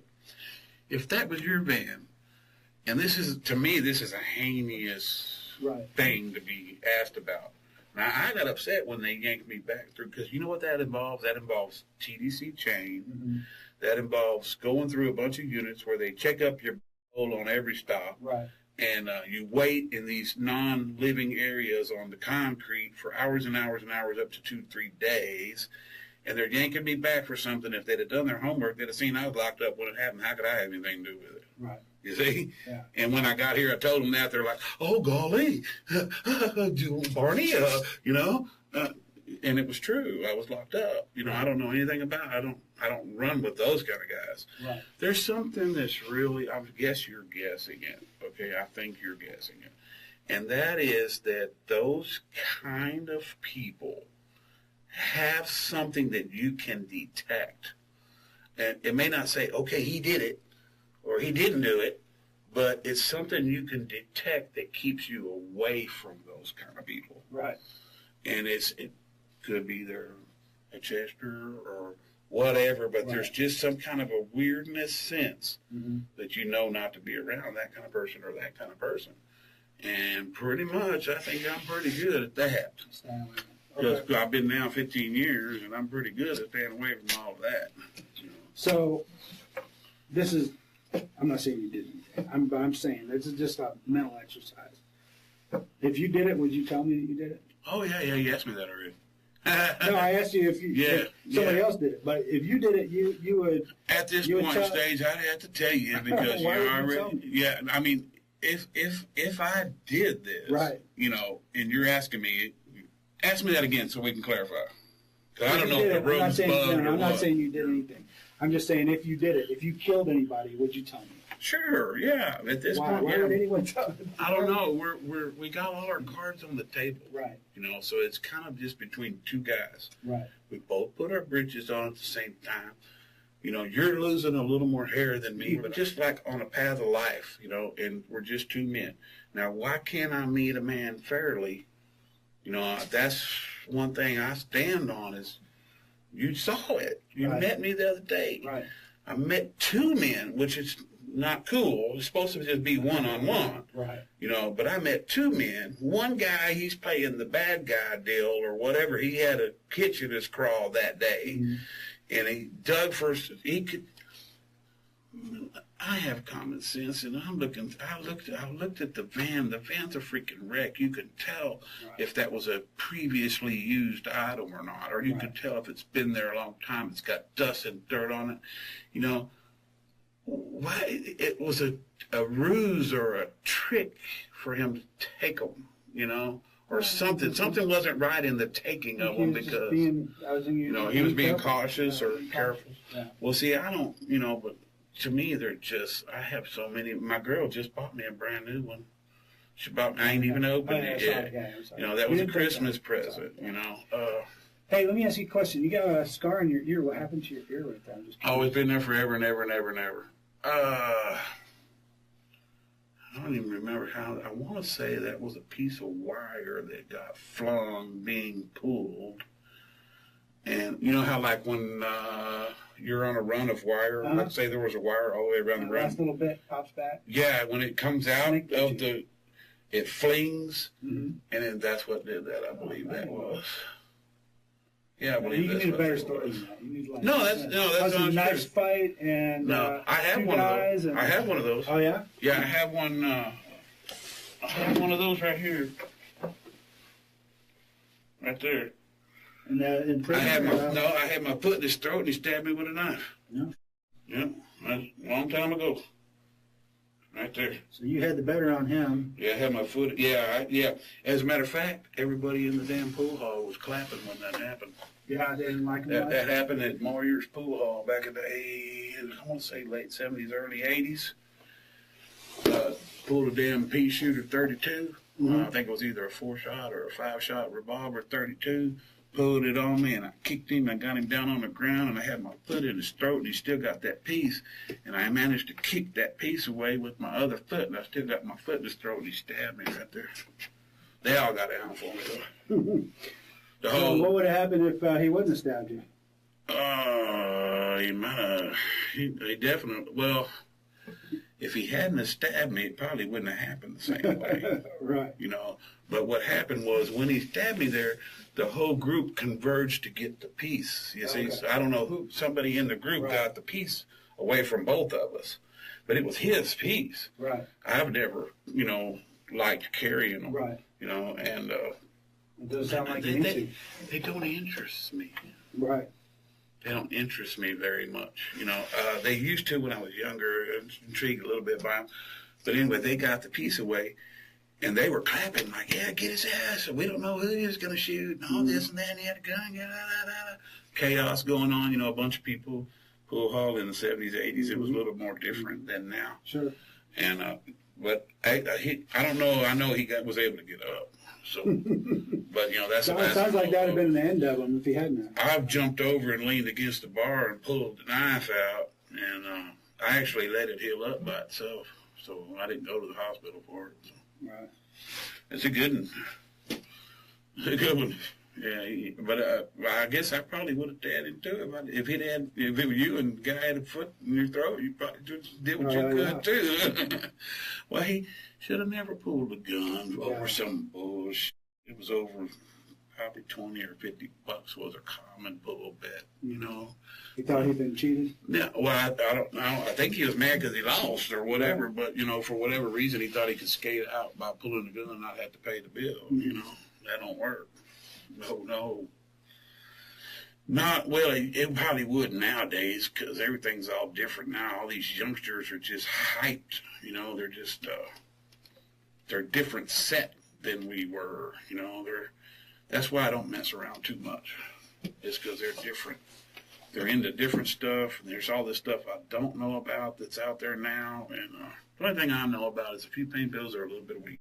That's the only thing I know about. I mean, the effects or how it makes people act or what kind of people do that. These ones that are out there now are into MMA and this and that and all. I don't understand all that. You know, I don't know how those kind of people are.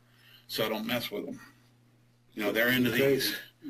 They're into these doing this and this and this, and all kinds of weird, and wearing these hats sideways and loud clothes, and I ain't into none of that. I'm going to say something. I'm just going to be straight up honest with you because I'm going to tell you what I'm thinking. Well, they did it in there. I hope you don't take offense by it, but I try to be as honest as I possibly can. Okay? Sure. This is what I suspect, okay? And you can tell me if I'm wrong or not. Okay. I definitely will. What I suspect I got is pee that, anyway again. So. Is that we'll take care of it in just a second.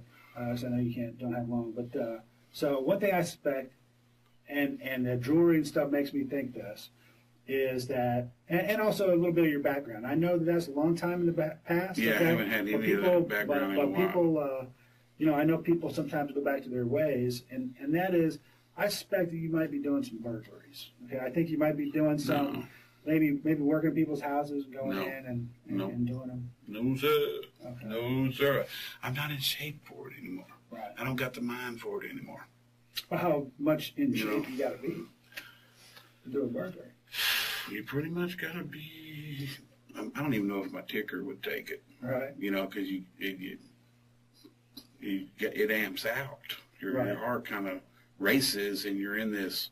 You know, from the old days, if I was to explain it, it's like doing a big old bump of meth or something. Right. I don't know if I could handle it. Oh, just the heart rate being inside. Yeah, I don't know if I could handle it. I wouldn't do good at it if I did it. Yeah. You know, I wouldn't do good at it at all if I was even attempt to do it. But I know you did a lot of burglaries before you got caught, and then one in '93.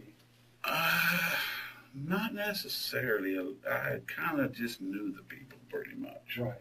And nowadays it's different. It's way different. So when you knew the people, how did that work out? How did you choose to burglarize a person? I didn't. I usually didn't. It was usually back then. It was groups. Back then, somebody made the calls. You know, you either chose or not chose. You know, back then. Now I don't know how things happen now. Right. And check it out. I came out in 07. And in 07, I decided it was going to be different. Right. Okay. And it lasted for a pretty good while. Right. You know, it was hard. It was different. The only thing that really even changes me being able to sit with you now and even any kind of a norm of any kind. I don't know if you got people looking or watching or whatever. I am curious about that, you know. Yes, everything that goes on in this room is all right. Audio tape and video tape. Well, now you tell me, as I had to ask. You should have told me that at the beginning. But anyway, I don't have anything to hide, so it doesn't matter. The set is different. I don't know how things are done now, but they're controlled worse so than they were back then. You know, back then you couldn't do anything without having to, you know, appease somebody's order of some kind. You know, I don't know how things are done now. And who did you run with back then? Well, you have to take all the stuff to a hawk. You know, you have to take all the stuff to a what did we used to call it back then? Fence. A fence. You have to take everything to there. And their order is going to be, I'll give you this much or not, you know. And, you know, it's all controlled. I don't know. I wouldn't know the first of how to get into it nowadays. I wouldn't know even how to get rid of the stuff. I wouldn't know the first of anything on how to even delve in there now. I've been out of touch so long. I'm just barely learning a flip cell phone, you know. Yeah. So I don't even text on it, right. you know. So I'm old school, so I have nothing to do with the new way of things. I don't even really understand. I never partook long enough to learn. Mm-hmm. You know? So I would have to relearn because I was gone so long. Mm-hmm. When they brought me back for that yogurt shop deal, when they brought me back for that, they actually, you know, did me a service in a way. Even though I was pissed off at all the hell I went through, right. They made me think, like, hey, these guys are out there doing some wicked act. Right. You know, and then, like, when I actually did that, to be perfectly honest with you, when I was doing that, it was during the daylight hours, and it was always when nobody was there, you know. Right. You check all that out first, you know. Right. Now, the way they're doing things nowadays, I don't know. You know, I had a way to get rid of them back then.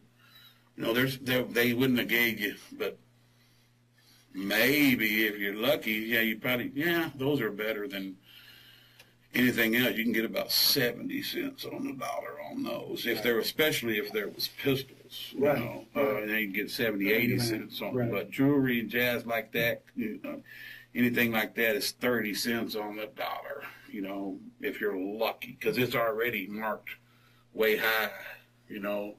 When you go buy a ring, you go buy that same ring at the pawn shop, see how much of a different price you pay. Oh, sure. You know, that's why I got a whole stack of receipts. Mm-hmm.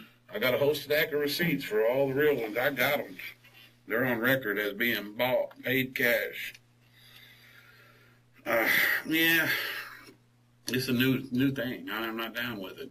Everything that's new, I'm not down with none of it. I don't even understand it. Right. You know, it's not my. You can't even approach me about something. You know, I wouldn't even know how to approach somebody. You know, how to start that. You know, any kind of a relation, you know, I wouldn't even know how to start it, you know, because it's different. The rules are different.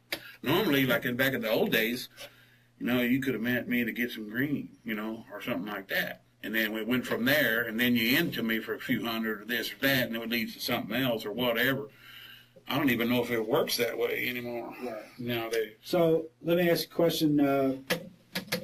So let's say. Real bad. Oh yeah, we'll get you. Yeah, I'm like, I made a spot on my pants. I'm gonna have an officer come and take you over here. So hold on 1 second.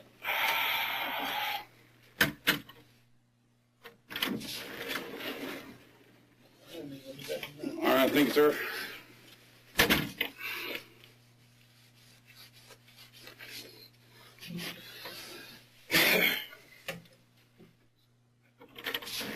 Okay, sorry. So That's okay. I had to pee really bad last time. So we were getting stuff taken care of. I'm getting a detective to make a list for you of the stuff that we took, so you have that. I appreciate the little list. It gave me time to look over it. It gave me time to think that I forget his name. The guy that was Scanlon, Mr. Scanlon. It just seemed like he really had a, you know, interest in me in general, and I didn't really think that was fair. I wasn't getting a fair shot. Sure. Well, he has an interest in solving the case. That's his main thing. I actually do too. Now that I'm thinking about it, yeah, I actually do too. So here's the thing. Okay, so you know, and we're gonna schedule a polygraph. And that'll help us along too. I need to make sure that I have rights when I do that or whatever. I don't mind doing it, but I need to make sure that I have somebody on my side there for that. Okay. I don't mind doing it, but I need time to make sure that I can get somebody for like advisement about it. But I don't mind doing it. Sure, you can talk to whoever. You're not going to be able to bring anyone in the room with you. My attorney or whatever. No, it's so because of the process, the way it happens. I don't mind doing it, but I mean, I can consult my attorney. Absolutely, first, yeah. I don't have a problem doing it. Like I gave you DNA, so that. Yeah, and here's how it works with these polygraph stuff. It's like, you know, it helps us. If you fail the polygraph, we can't take that failing the polygraph and charge you just because you failed the polygraph. Well, I don't want them to ask me about the things we discussed because I'm just being man to man with you. Above anything else, I don't care what your game is or what your motive is or what mine is. Right. We're dealing direct. Sure. And that's all that I can live for today. Right.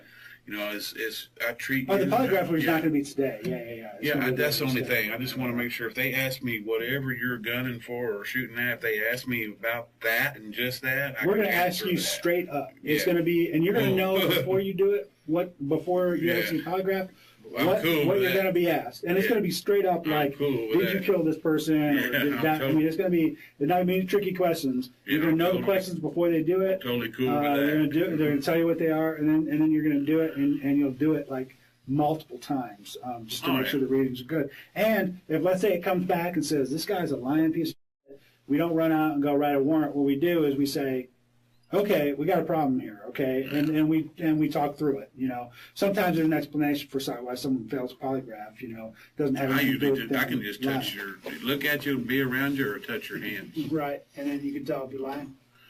I can tell you if there's something I don't like. Right, right. If there's something I shouldn't be around, or that's pretty much. I hear what people tell me, like around the room there's a whole bunch of transient, strange people, and I hear what they tell me. And if something don't match up just from what they tell me, it's right. You know, I don't have nothing to do with them. So let me ask you a question. I mean, here's what I mean. We talked about the weird kind of coincidences and stuff like that. So yeah, I've been through them all my life. Yeah. Okay, so now you're in the middle of it, right? And again, so here we are. So what that makes me think is, okay, so if it's not you that did it, I suspect that it's someone that you know who did it, and then you may not know that the person did it, but I suspect that I would have to know, because I'm thinking, you know, you're swirling in that same eddies as that killer. You know, I would have to know what happened and how it happened, and I don't know. I would have to know because you could be right. You know, I know a couple of people that could be, you know, pretty bad people. You know, that's why I don't fuck with them. Kill some old people? Well, I mean, I don't fuck with them, so that's why, because I don't know what they would do. You know, there's a couple of people. Well, this would have to be somebody who knew Captain Blair or who knew the Sheltons, dude. I don't think there's a connection that way. I don't think there's a connection that way. You're looking for one, and you're looking over something. Yeah. Well, sometimes links come up. We were really looking for a link in this case. And what happened was it was there. So it just popped up. So it kind of popped right up to the front. Because I know a couple of people that I wouldn't trust around my wife. Right. So I don't fuck with them. Right. You know, they're not anywhere around me because, hey, you know, I would call y'all. Hey, I ask this person to leave. Person give me a hard time. If I can't fix it, I call y'all. Right. You see, because I don't trust them. You know, like if I turn my back, you know, they might be to get in our wallet, you know, or whatever. Now, I know a couple of people like that. Yeah.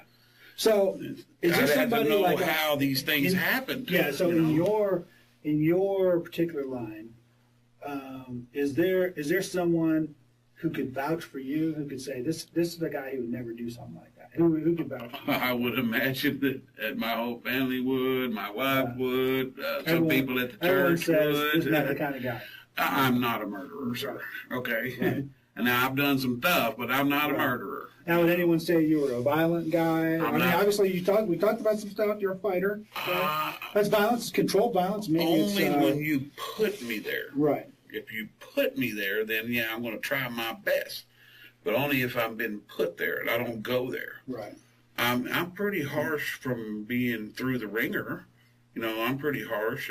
I can go into a club or a pool hall and not have to fret none. Right. You know, but then if something comes at me, I don't fare well every time. You know, now let me ask you this. Now you got a bunch of brothers. A lot of them have some background too. One of them lives right down on Brentwood. Now farther down. But any of those guys? I mean, like they're all upstanding young fellas. Even my baby brother lives on Brentwood. He's a manager of a security firm. Upright guy. Yeah, upright guy, fixing to buy a piece of property. You know, upright guy, has a girlfriend, does his own little thing, works hard every day. That's my baby brother. I'm the next one. Then James is the next one, and he just had part of his. He's in bad shape. He can barely move like me. Right. I'm knocking on the door he's at, and he's only 3 years older or right. 2 years older, and his health issues are coming up. I'm just fighting them. I'm ornery. I did my bit. I'm trying to regain. This is it in a nutshell. Y'all took away 15. I'm trying to get back 15. You know, that's it in a nutshell. I'm trying to do right. I've done right for 7 so far. I'm trying to do right for 15. Yeah. Y'all can see, hey, and then maybe, just maybe, I'm hoping in my heart, I'm hoping that somebody will step back and fix that wrong, okay? Because I was screwed in that deal. But I didn't have a voice. How could I get a voice? I tried. I wrote letters to people about it. Right. You know, Mike Lynch himself. Hey, I'm coming out. Is there any way that I can start without an X, you know, on my back? I can become very angered by that, but I didn't. I did the right way. I've been working the whole time. I've been living the best I could.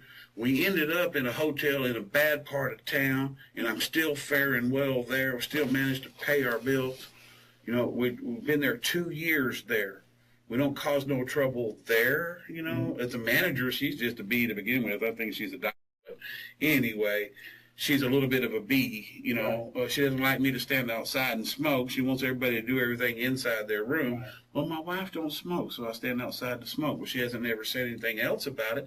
I don't throw my cigarette butts out there where her person has to clean it. Did y'all have some? Now you had your wife's son staying there. Were you getting a lot of visitors during that time? Yeah, somewhat. He's a youngster. He plays video games and all that, and he works for 7-Eleven.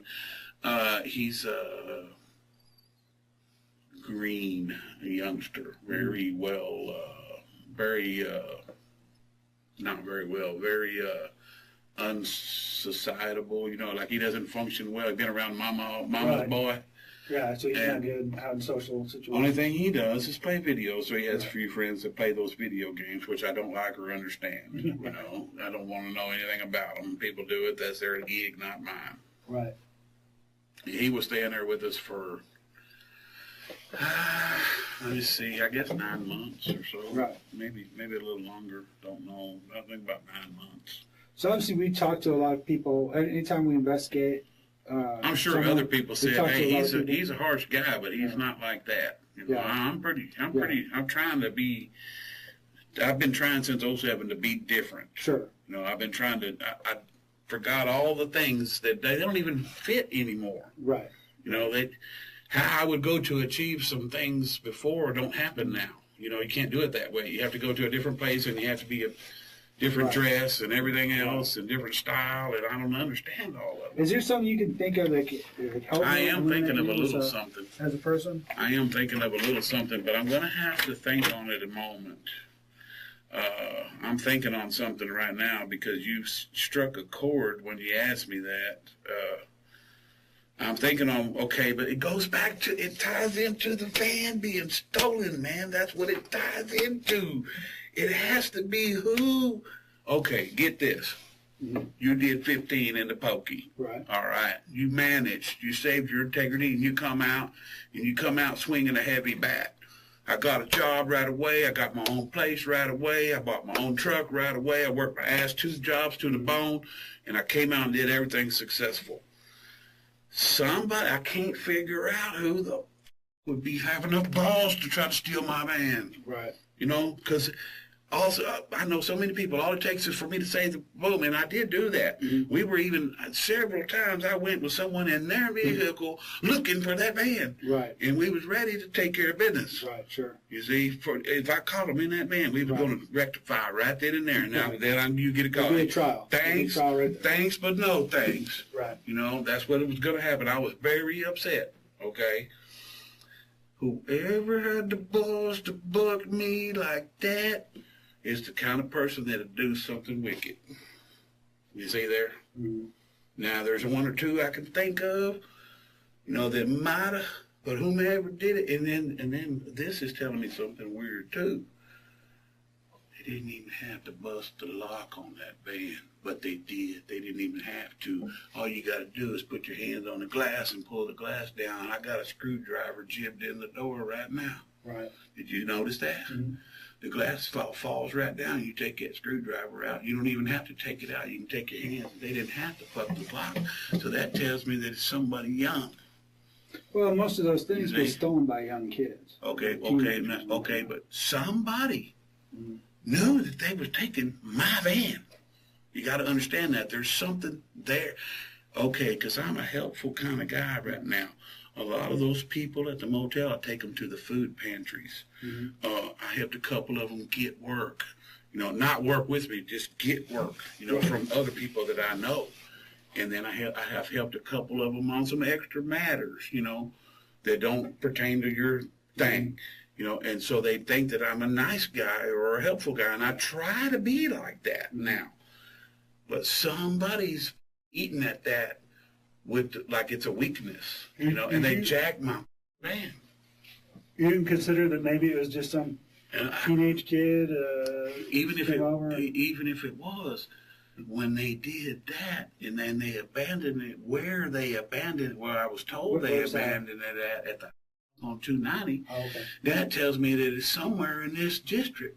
Right. Somewhere in the north side. Right. And everybody freaking thinking knows in the north side. I did my part and I come out and I ain't been involved in nothing and I ain't taken for nothing. Right. Everybody knows that. So everybody knows that. Everybody. Even those freaking ones that pulled me down for the yogurt shop thing. Mm-hmm.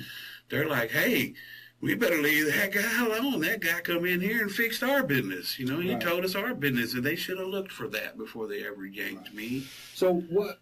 So when you went out looking for your band, who did you go out with?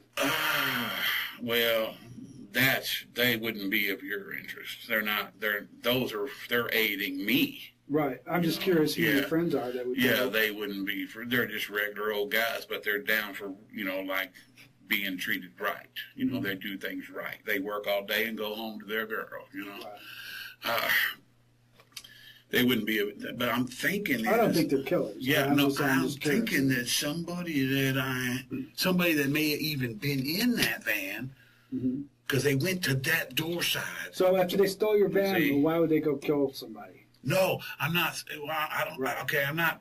I'm just saying for them to have enough. Out of all the cars in the parking lot they could have took, why are they going to take some jinky old junked up full van? Right. You know, when there was all kinds of cars in there, Mustang, BMW, you know, all kind of noted Ford trucks, Ford trucks with damn hookup welders hooked up in the back and compressors right in the back. Right. Why are they going to take that, man? See there, that's something. Okay, what I'm thinking, this is honestly, okay, I really don't even want this to be in this room when I discuss this with you, but I'm going to go ahead anyway. Okay. Whomever took that van has the capacity to do that what you're asking, you see, because they had it to take the van, because they had to know, hey, I know everybody in this town. Mm-hmm. I know everybody, man, in this town. So you're saying you think that somebody who took that van has a capacity for committing murder? Yeah, I'm saying whoever took that van got a capacity to do that. I mean, they had to have some high results when they did that. Because I guarantee you, soon that next morning, I was out there looking.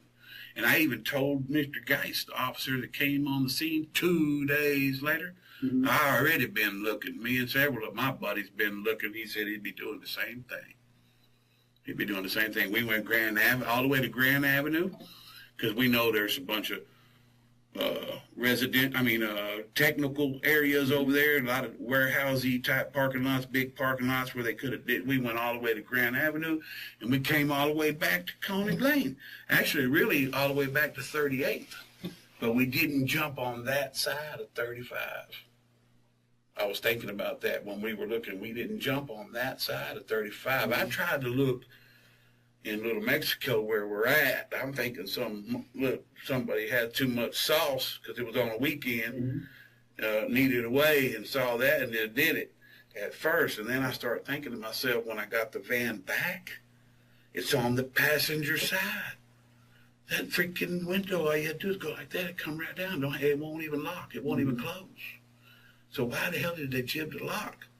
Something ain't fitting right. Something just ain't right. And from that point till now, there's a whole lot of things not fitting right. It's like somebody, I do the same thing every day, sir. In case you hadn't noticed, you might have been watching me just to see. You know, I work a little bit every day. I was working at a 7. I'm trying to get another job at a 7-Eleven right now. I just talked to Jacob, and he's trying to hook me up right away. You know, because I have the capacity to handle that job well. Right. I didn't work too well with Armando because he wouldn't give me no hours. I was pissed off. You know, Right. Go 3 days for 16 hours. That's just a headache. Would you come here for 16 hours? You wouldn't do it. It's not worth your trouble. Right. You're not getting paid enough money to make it worth your trip. I put up with it as long as I could, and I had to deal with 2 youngsters that don't know what they're doing and what they're dealing with. You got people slinging out in the parking lot and making people sick, and they're coming in here, and you got to call ambulance because the dude's going, I can't breathe, and he just went out there in the parking lot and scored some. It was plastic or some kind of from one of them for $20 and tried to hit it, and he had it in his hand in the cellophane when the ambulance got there. This is when I'm at work. I had to call the ambulance, right? You know, and they don't realize what they're dealing with. Is this what they? Yeah, that's the inventory of the stuff there. Okay. You can kind of see. And this one you had already said you were going to deal with. Is that still? Which one is that? Stand. You just let those. You said you were going to deal with that. Flashlights, gloves. No, from that police. Item from the police jacket. Yeah, I'm going to turn that in. I don't know. You said you were going. You said you was. You said it wouldn't screw me. Well, what I said was that I mean, I don't know. We're gonna look. We're gonna I told you what take a look. So okay. Yeah, I know. So cell phone. Yeah. Baseball cards. Let's just say that's something that's in my hip pocket. Oh, yeah. These 2 things were in the little stash box for the kids to play with. My old phone, gloves, flashlights. Where were they? Backpack. Oh, everything in my backpack. That's all old shit. There for a year. Been in there since we've been in that room. The box with the ring that belongs to my sister's son. She would know about it or can ask her son. He'll tell her that belongs to him. It has something to do with Christmas. I don't know any more than that. He just asked me to hang on to it. So what's that? So I did. The box with the ring in it. And unknown jewelry is all junk, old stuff, been in that box for a year better. You know, it doesn't relate to anything. The pawn tickets for the nugget I told you about doesn't relate to nothing. Now, this one just says jewelry. It doesn't say anymore. So I don't think it was much jewelry. You know, there was just a few items. I just have a few real items. That's it. Okay. Well, listen, let me say this, just so you understand, because I want to make sure that we're all real clear. Is that, and I said this already, but I just want to, you can keep that. I just wanted to make sure it's really clear with you, and that is that everything we've discussed, I'm gonna check. Okay. Okay. Check all stuff. You can check. I mean, I think you understand. Yeah. I think you understand that. Yeah.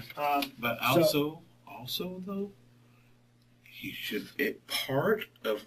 Okay, I don't know how. Okay, because I don't know anything about murder. Okay. Somehow, the theft of that van links into this, and I don't know how. Okay, I would have to know who did it. I would have to actually, even if I don't know them, they could have been one of the campers right over there by the camp that's right there by the A. You know, and if it's one of them that I've seen before, I've ran them out of the store and caused major aggression. Why would that person who stole your van then go kill somebody? If they can't get along with me during the course of something to come to a happy medium, just like you and I did, there's something amiss with them. Sure. Okay. And maybe they're capable of murder, but why would they murder these particular people? That I would not know. I wouldn't. In other words, I don't even think that there's any. I don't even think there's any correlation. Well, maybe not between the 2 murders. I don't even think there. I don't even think there may not be. But it's just at this time of the year, there's some crazy stuff, and I've fielded it before with the campers. messing with letting the air out of my tire at the store on Masterson. See, I used to work at the store right there next to the room at Lamar, the 7-Eleven right there, right next to the room, Lamar and Masterson. And they let the air out of my tire right there. And I'm like, why the f you have to do that, man? Why didn't you just come tell me? You know, I tell you, you can't be on the property, but if you need a hot dog and you ask me halfway decent, I give you as a hot dog, you get on your way. Right. You know? And it caused a thing. I think there's some kind of a link. Right. You know? So the reason I mention this, and I'm just saying, the reason, and I always tell people this every time, is that if you did do it, I'll know that. Yeah, okay, I'm just saying. I know. I would tell you. I tell everybody. You know, this, just so we can get past her face. And I tell everybody this: that if you did do it, it's going to come out in the wash. So. Yeah. You know, so now is the opportunity. Yeah, I don't have anything to do with murder. Just for a side note, because those guys rode with you, and apparently you called for those two guys to come with you, but they left that stuff. They missed that stuff. It's just my receipt from Olive Garden. It was in my pocket. APDs that. That officer searched me. They left those, and I was digging through my jacket and found them in my jacket. Well, I should have found that first. Oh, no. If it was, I would hope freely that I could just put it there in the table and we deal with it. You see? Okay, so here's the deal. And hopefully you got some halfway decent. I'm gonna send these guys. I'm gonna send you back with these guys, these officers. They're gonna take control of you again. They're gonna take you back out there. Okay, out to where you live at. All right, they're gonna issue a citation, a traffic ticket. For the driving with your license. Warning. And, ticket. A ticket I have to citation. Pay. A warning ticket that I just had to pay. But here's the thing. Okay, I understand the situation. Yeah, because I have to answer for it, and it's going to cost me a lot of headache, and you don't want to cause me a headache. I have to explain it to her. Well, you already have to explain this. You have to explain that you've had contact with me, correct? Yeah, she's going to ask me everything. So you just explain the whole thing. Say, hey, listen, I was driving. I got a traffic ticket. They brought me in and they talked to me. Okay, not a big deal. All right, so. Oh no, man. I don't know. She knew, and they've been really bringing me around. That's the bad thing. If it was Mr. OG, I'd tell Mr. O'Goyer straight up. Right. You know, because he was my person for 2 years. He could tell you I ain't no killer. You know, I mean, I could think of a bunch of people that could tell you I ain't no killer. I would hope they would. But I am, Mr. O'Goyer is the supervisor over there, right? So I am. He's still there to vouch for you. I saw him not too long ago, but I don't know. I just saw him in passing. Hey, Mr. OG. Yeah, he's came to my home for 2 years, you know. Met my wife, everything. I'm not no killer, okay? All right. So I thought you understood that from the first meeting. I thought you were just doing it in John Wayne style, but. Well, but here's the thing. I mean, understand my side. I don't pretend like other people. I don't pretend that I'm a human polygraph, that I can look at somebody and tell if they're lying to me or not. Well, what does your gut tell you? Sometimes I can, sometimes I can't. After 20 years, you got to have a gut. So, you know, what my gut tells me is that you're a talker. You talk. I'll tell you the truth. Yeah. You know. So what I rely on is the facts. So you give me a lot of facts. We've talked about a lot of stuff, and I can check those facts. And those facts check out, then I know that you were telling the truth. If they don't check out, then I know you weren't. That's how my lie detector works. It's pretty easy, you know. It's based less on do they have to stuff. Handcuff me when they No, they can take you back without the handcuffs. All right, just stay here, okay? Okay. You have any questions for me? I would like both of y'all's cards, you know, so I can contact you, you know. Absolutely.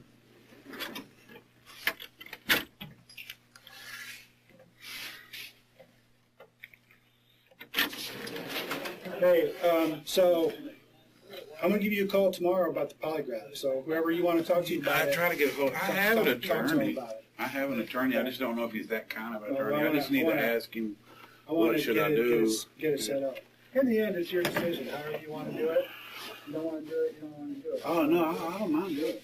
I don't mind doing it at all. We did that already. Yeah. We're not trying to. These guys going to take you out. Do I get my belongings? Yeah, whenever we get that back to your place, we'll give them to you. Okay. I'm just curious. Thanks. I feel kind of naked. Yeah. Hey, you should come out. If you're arrested, you should come up here for a week or something. Yeah, that'd be with awesome. your sergeant. Oh yeah. It'd be hard to do it during the training cycle because I'm the only FTO. Yeah, so kind of. All right, thanks.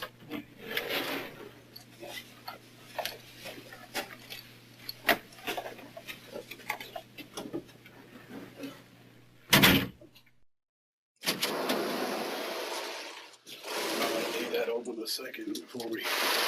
No, Yeah, tell me the game. Tell me the game. Tell me what's your. What's your. okay. Well, let me go through this here first because we got to do this before we can start. Okay. So you have the right to remain silent and not make any statement at all. Any statement you make may be used against you and probably will be used against you at your trial. You understand that? Okay. Any statement you make may be used as evidence against you in court. You understand that? Yes. You have the right to have a lawyer present to advise you prior to and during any question. Understand? Okay. If you're unable to employ a lawyer, you have the right to have a lawyer appointed to advise you prior to and during any questioning. You understand? Okay. You have the right to terminate this interview at any time. You understand? I don't want to get to that point. Right. Yeah, This I don't needs either. to be done. I blame myself for that. It needs to be So- done. I don't know what that is. I didn't do it. No, I no. kept my mess. So. No, that's all right. There's so many messy people coming in this room, so no big deal. So you understand, you don't have to speak to me. Are you willing to Right. talk to I me? want to. Yeah, Actually. okay, all right, good. I just want to clarify one thing. I asked you this at the jail. I just want to make sure. So you did your POCS charge, you got that taken care of. It's So you've already actually done time served on it, looks like. on your 14 days, thirst. and Yeah, it was over on that 8th. on the 8th, right. And then you don't have an attorney for your parole. No. Right, okay. I do. I want to show you something because you need to know. I brought it with me. They allowed me to bring this. Okay, And this is my ticket, okay, which actually is your ticket, right, and or the city's ticket. I want it dealt with somehow. okay, Okay, I don't want it to.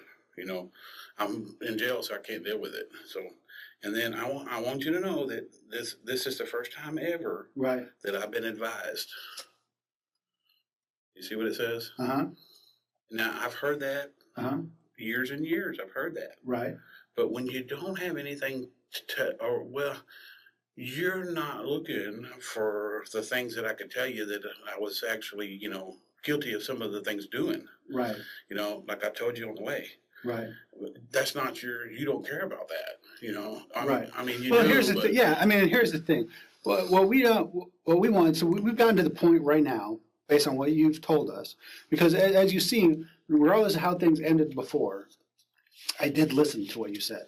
I really wasn't moot, right? I Yeah. moved on.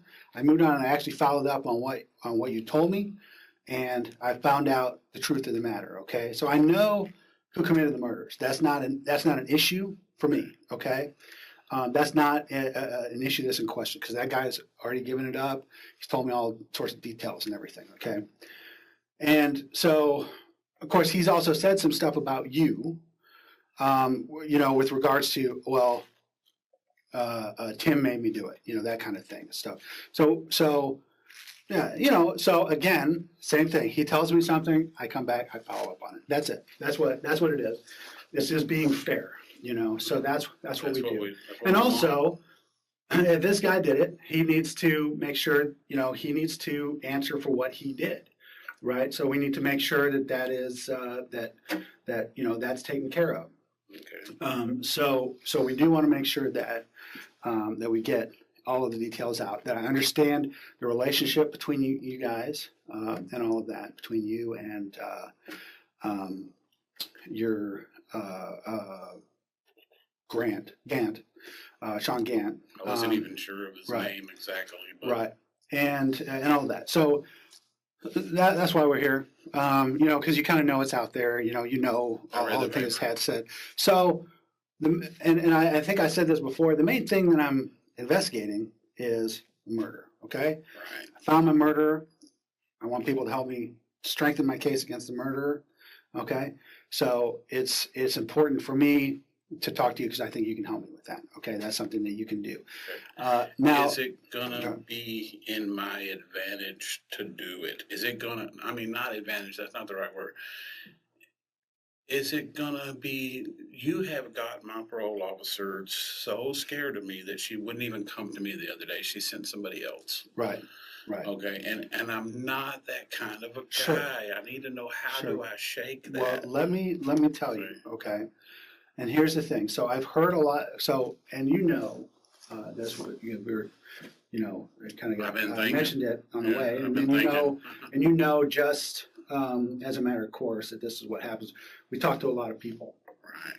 We talk to a lot of people in this. Talk to, again, I had before, even more now. So from the last time we talked until right now, I know 1,000 times more than what I knew the last time I talked to you. Okay. So Do you think of me like you did before? I don't. I don't think of you as a killer. Okay. That's Okay. what I don't. That's. I mean, that's not to say you didn't do anything you weren't supposed to. Okay, and you already acknowledged that. Yeah. You did there were some things you did wrong. You've done well since you got out of prison. I understand, the situation of, you get stuff. We saw one of the things that I just heard about, we searched, of course, your storage room and stuff. That was one of the things we looked at. And someone says they came across some banks trying to collect a lien against you or something like that. So, it's constantly someone's trying, people trying to kind of keep you down. So, Right. so, and we find this a lot of times with offenders and they get released back out. It's hard for them to really turn their life around because the odds kind of stacked against them. I can't them. never seem to get, okay, Right. Now since I saw you last, I've been thinking about that. Did I fully tell you everything that might have helped you? No. Correct. Did we get to that point? We were close. Right. Okay, well, we got to the point that mattered. And that was when you told me that when that juice was flowing through my veins, regardless of whether I did it or not, you could make it seem as if I did. Right. And that was all scientifically based, on science, right. little pieces. But I think, humanity came in and told you you needed to know more. Right. Or you needed more. Right. They put it in the paper that was uncool. Okay, that was very uncool. That's going to be hard to deal with for a long time. Well, here's the thing. I don't see it as uncool because he already told on himself. It's not like a big deal. You know what I mean? I tell people it's not like you're telling on somebody they've already told on themselves. You know what I mean? And usually when I tell people that, when I go, the guy's already outed himself totally. You're not saving him, so, if it helps you, tell me, everything. It doesn't, there's no point in not saying, saying something at that point. I thought of one something that might be, I don't know if y'all know or not, but I thought of one something, and it's really weird. It's hard for me. You got to understand, okay, man to man. I mean, just me to you. I don't care about the cameras or whatever. I don't care about none of that. Just man to man. It was hard for me to do that. Sure. But you made it. You should get an Academy Award for that because I've been down for a long time. I've done probably 20-something years in prison. Right. And the one thing we learn is you do not do that. Right. You see, I mean, that is what keeps you alive in there. Right. See, I'm not actually considered, I'm not concerned about the guy himself. Right. I'm concerned about the group of people. But here's this is the way I see it. And maybe I don't see it the same way you do, but this is the way I see it, and I think a lot of people will see it the same way. It's like, but this guy put you in this situation, right? This guy put you in a situation where, and you're talking about, is it going to help you, hurt you? Had we not talked, you'd be charged with murder right now. No question about it, just based on what we found in the car. Okay, already. Sean, wouldn't even talk to him. Why would we talk to that guy? Maybe we would have figured it out sometime later. But so that sort of, different things sort of started unraveling stuff for me in my mind. When we found the car, that started unraveling that part of it. When we found, when we started talking to people, that started unraveling a little bit more of it. When we found Sean, of course, that unraveled, everything. So I think it's unfair, you have a situation where you got a guy, where you're not in for killing anybody, and again, maybe you're doing something you're not supposed to do. Maybe you're, down for taking some property or something like that, but you're not in for someone getting killed. You know what I mean? That's a whole different level. Right. Burglary is a non-violent crime. Burglars are non-violent people. I guess you they kind of sort of tell that I'm not a right, aggressively exactly. violent kind of person. And we talked to you asked me about, we talked to your wife, we did, and she didn't say that you're a violent person towards her or anything. I'm not a bad person. Yeah. I have to love her a lot. So a little different, maybe if she's out there saying, this guy beats me all the time, stuff like that, and I'd be like, I never thought I could do that. Right. I never thought I could love again. Right. Okay, after all I've been through. Right. And it's people like yourself, maybe your boss looking, I don't know who it is, but they never gave me a fair shake. Right. Ever. Right. I never got one right. fair shake. If there was a little discrepancy, they always smashed before they would try to get to know me or understand, if there was anything, they just would smash. And I'm tired of being smashed on, okay? And I don't want to let an individual like Sean or anybody else smash on me anymore. Right. I'm tired. I'm tired of being. I need a chance to be somebody. I'm not a bad somebody. Yeah, I agree. So what's happening is that Sean, of course, to protect himself, is trying to show you as the bad guy, as you show you as the one who forced him. I mean, not just asked him to, but forced him to kill those people. So when we have that situation, it's again, I have to come. We have to just we have to discuss the whole thing, find out the truth. Because what I don't want to go in with that. I don't believe that he made decisions of his own free will. What he did, and I don't think that you were mind controlling him to do anything. Charles Manson. Yeah, okay. Yeah, no, I'm not. Okay. So well, definitely, I'm not. Right. So and that's the thing. And like I said, okay, you were making some mistakes during this time period. Okay. We know that, kind of what was going on there, but again, there's a difference between, hey, we're there to do a burglary as opposed to we're there to do a murder, hugely different thing. So that's the kind of stuff that we have to go. So what exactly do you need to know? Well, very simple. It's very simple, but it's complicated. Okay. So it's simple in this. I need to know everything about how you met Sean and what all happened in the murders. Okay, from your perspective. Okay. Yeah, I don't know. So here's the thing. Okay, I just want you, and here's where it's very important. Okay, and this is where we ran into a problem last time. Okay, and the problem is that you thought I wasn't being truly honest. Right, and you know why that is? Because it took hours to even get to the point where we got Sean's name. And also, you did tell me some stuff that I know is not correct, okay? And I understand why, because it's like, again, you're trying to avoid getting in trouble for something somebody else does. You kind of don't want to put yourself there in that area because people can get the wrong idea about it. And so I understand why that would be.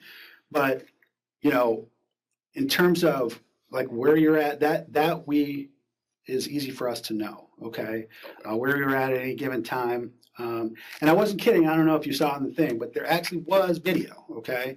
So we know that your car pulled up there, where we said. So there's no, all the stuff that happened, we know what happened, but we know that Sean got out of the car and went in and did what he did, okay? So that's information that is out there. Now I know, and I think Ray told me that when you were out there, you said, I know a lot more stuff than is in that affidavit, or that was on the news. It was so what I read in the paper, right, or what you read in the paper, and I'm sure you do, and that's another reason we want to come in here. Now, of course, we didn't put everything we know in the affidavit. That's for one, that's just one murder, so we're looking at and we just discussed just the minimum that we needed to charge him. All the rest, kind of hold our cards back until we actually go into court, or until we actually have to do it. So So that's, kind of where it is on that. So, my job is to try to make sure that, to get because again, I know facts, things that I see about where people are at and what's going on. I don't always know some of the things, like if he's saying, well, he did You're not that kind of this. guy, so you wouldn't be in long enough to know. Right, right. So, some of the stuff I'm just getting from Sean. You know what I mean? It's just him. And I don't want to go just based on what he's saying, okay? Because like I said, he's not painting a pretty picture. He's basically saying that even though he did the killings, you're really the murderer. You're really the bad one. I know you did that before, and you know better. Why would you go there when you know better? Well, I'm not. I'm just telling you what he has said. And if you saw in the news, or read in the paper, then you read what it is he's saying, and you put him up to it. Okay, so that is what I think. I mean, what I know is okay. Put him up to the burglary, but that's different than putting him up to a murder. You know what I mean? So that is a different thing altogether. Okay, being a burglar, way different thing than being a killer. So we want to differentiate that because it all kind of gets blurred around a little bit and thrown together. So we want to, we have to really get in the details so we can sift that out. We can sift that, more minor crime, that nonviolent crime, away from the actual thing. a pretty serious thing that happened. All right, now Ken, before I talked about this, sure. I mentioned it to you before, right? That I can't just put all of my stake or faith in that I'm going to be not screwed around again. Mm-hmm. You see, I need to know better that I'm not going to be screwed around again. That you're going to actually, like, you already got my PO against me already. And I don't know, maybe she's just scared. I don't know if it's something you said or no. What it was is I think, when we talk, so these particular offenses that occurred, I'm just telling you, it's got people all freaked out. Okay, right. So I think when she heard that you were related to all of that, she got really freaked out. So that's what freaked her out. Okay? I'm not I don't know how much related I really am. I can tell you my position on it. Right. I know how to take something that you net and turn it into what you want. Right. That's what I know how to do. So how do you do that? I usually can take you to somebody like his particular using thing is X value. Right. Okay, and I'm sure he'd probably let you know that. Right, yeah. Well, I can get them. I know how to get them. So if I get them for you, that's what you want. You don't want the items you take or the money or anything. You want value. So I know how to get them. All right, so I would get them. And you found evidence of that. You found 15 and that you charged me with. I wish you hadn't have done it that way. Right. But that's still, it helped quicken, get to the bottom of it. So I'm going to chin that. I'm going to take that. I did have them. Right. They were in the room. And I wouldn't let her take responsibility of them because she didn't even know about them. Right. So I had to do the honest, fair thing, which was own up to them. Right. I did that. Now, I don't know what else you want, for me to... Okay. Well, what I want to talk about, okay, and again, we hold a lot of our cards back, but I will tell you that we do know lot of details. And not just based on what he's saying. He's kind of...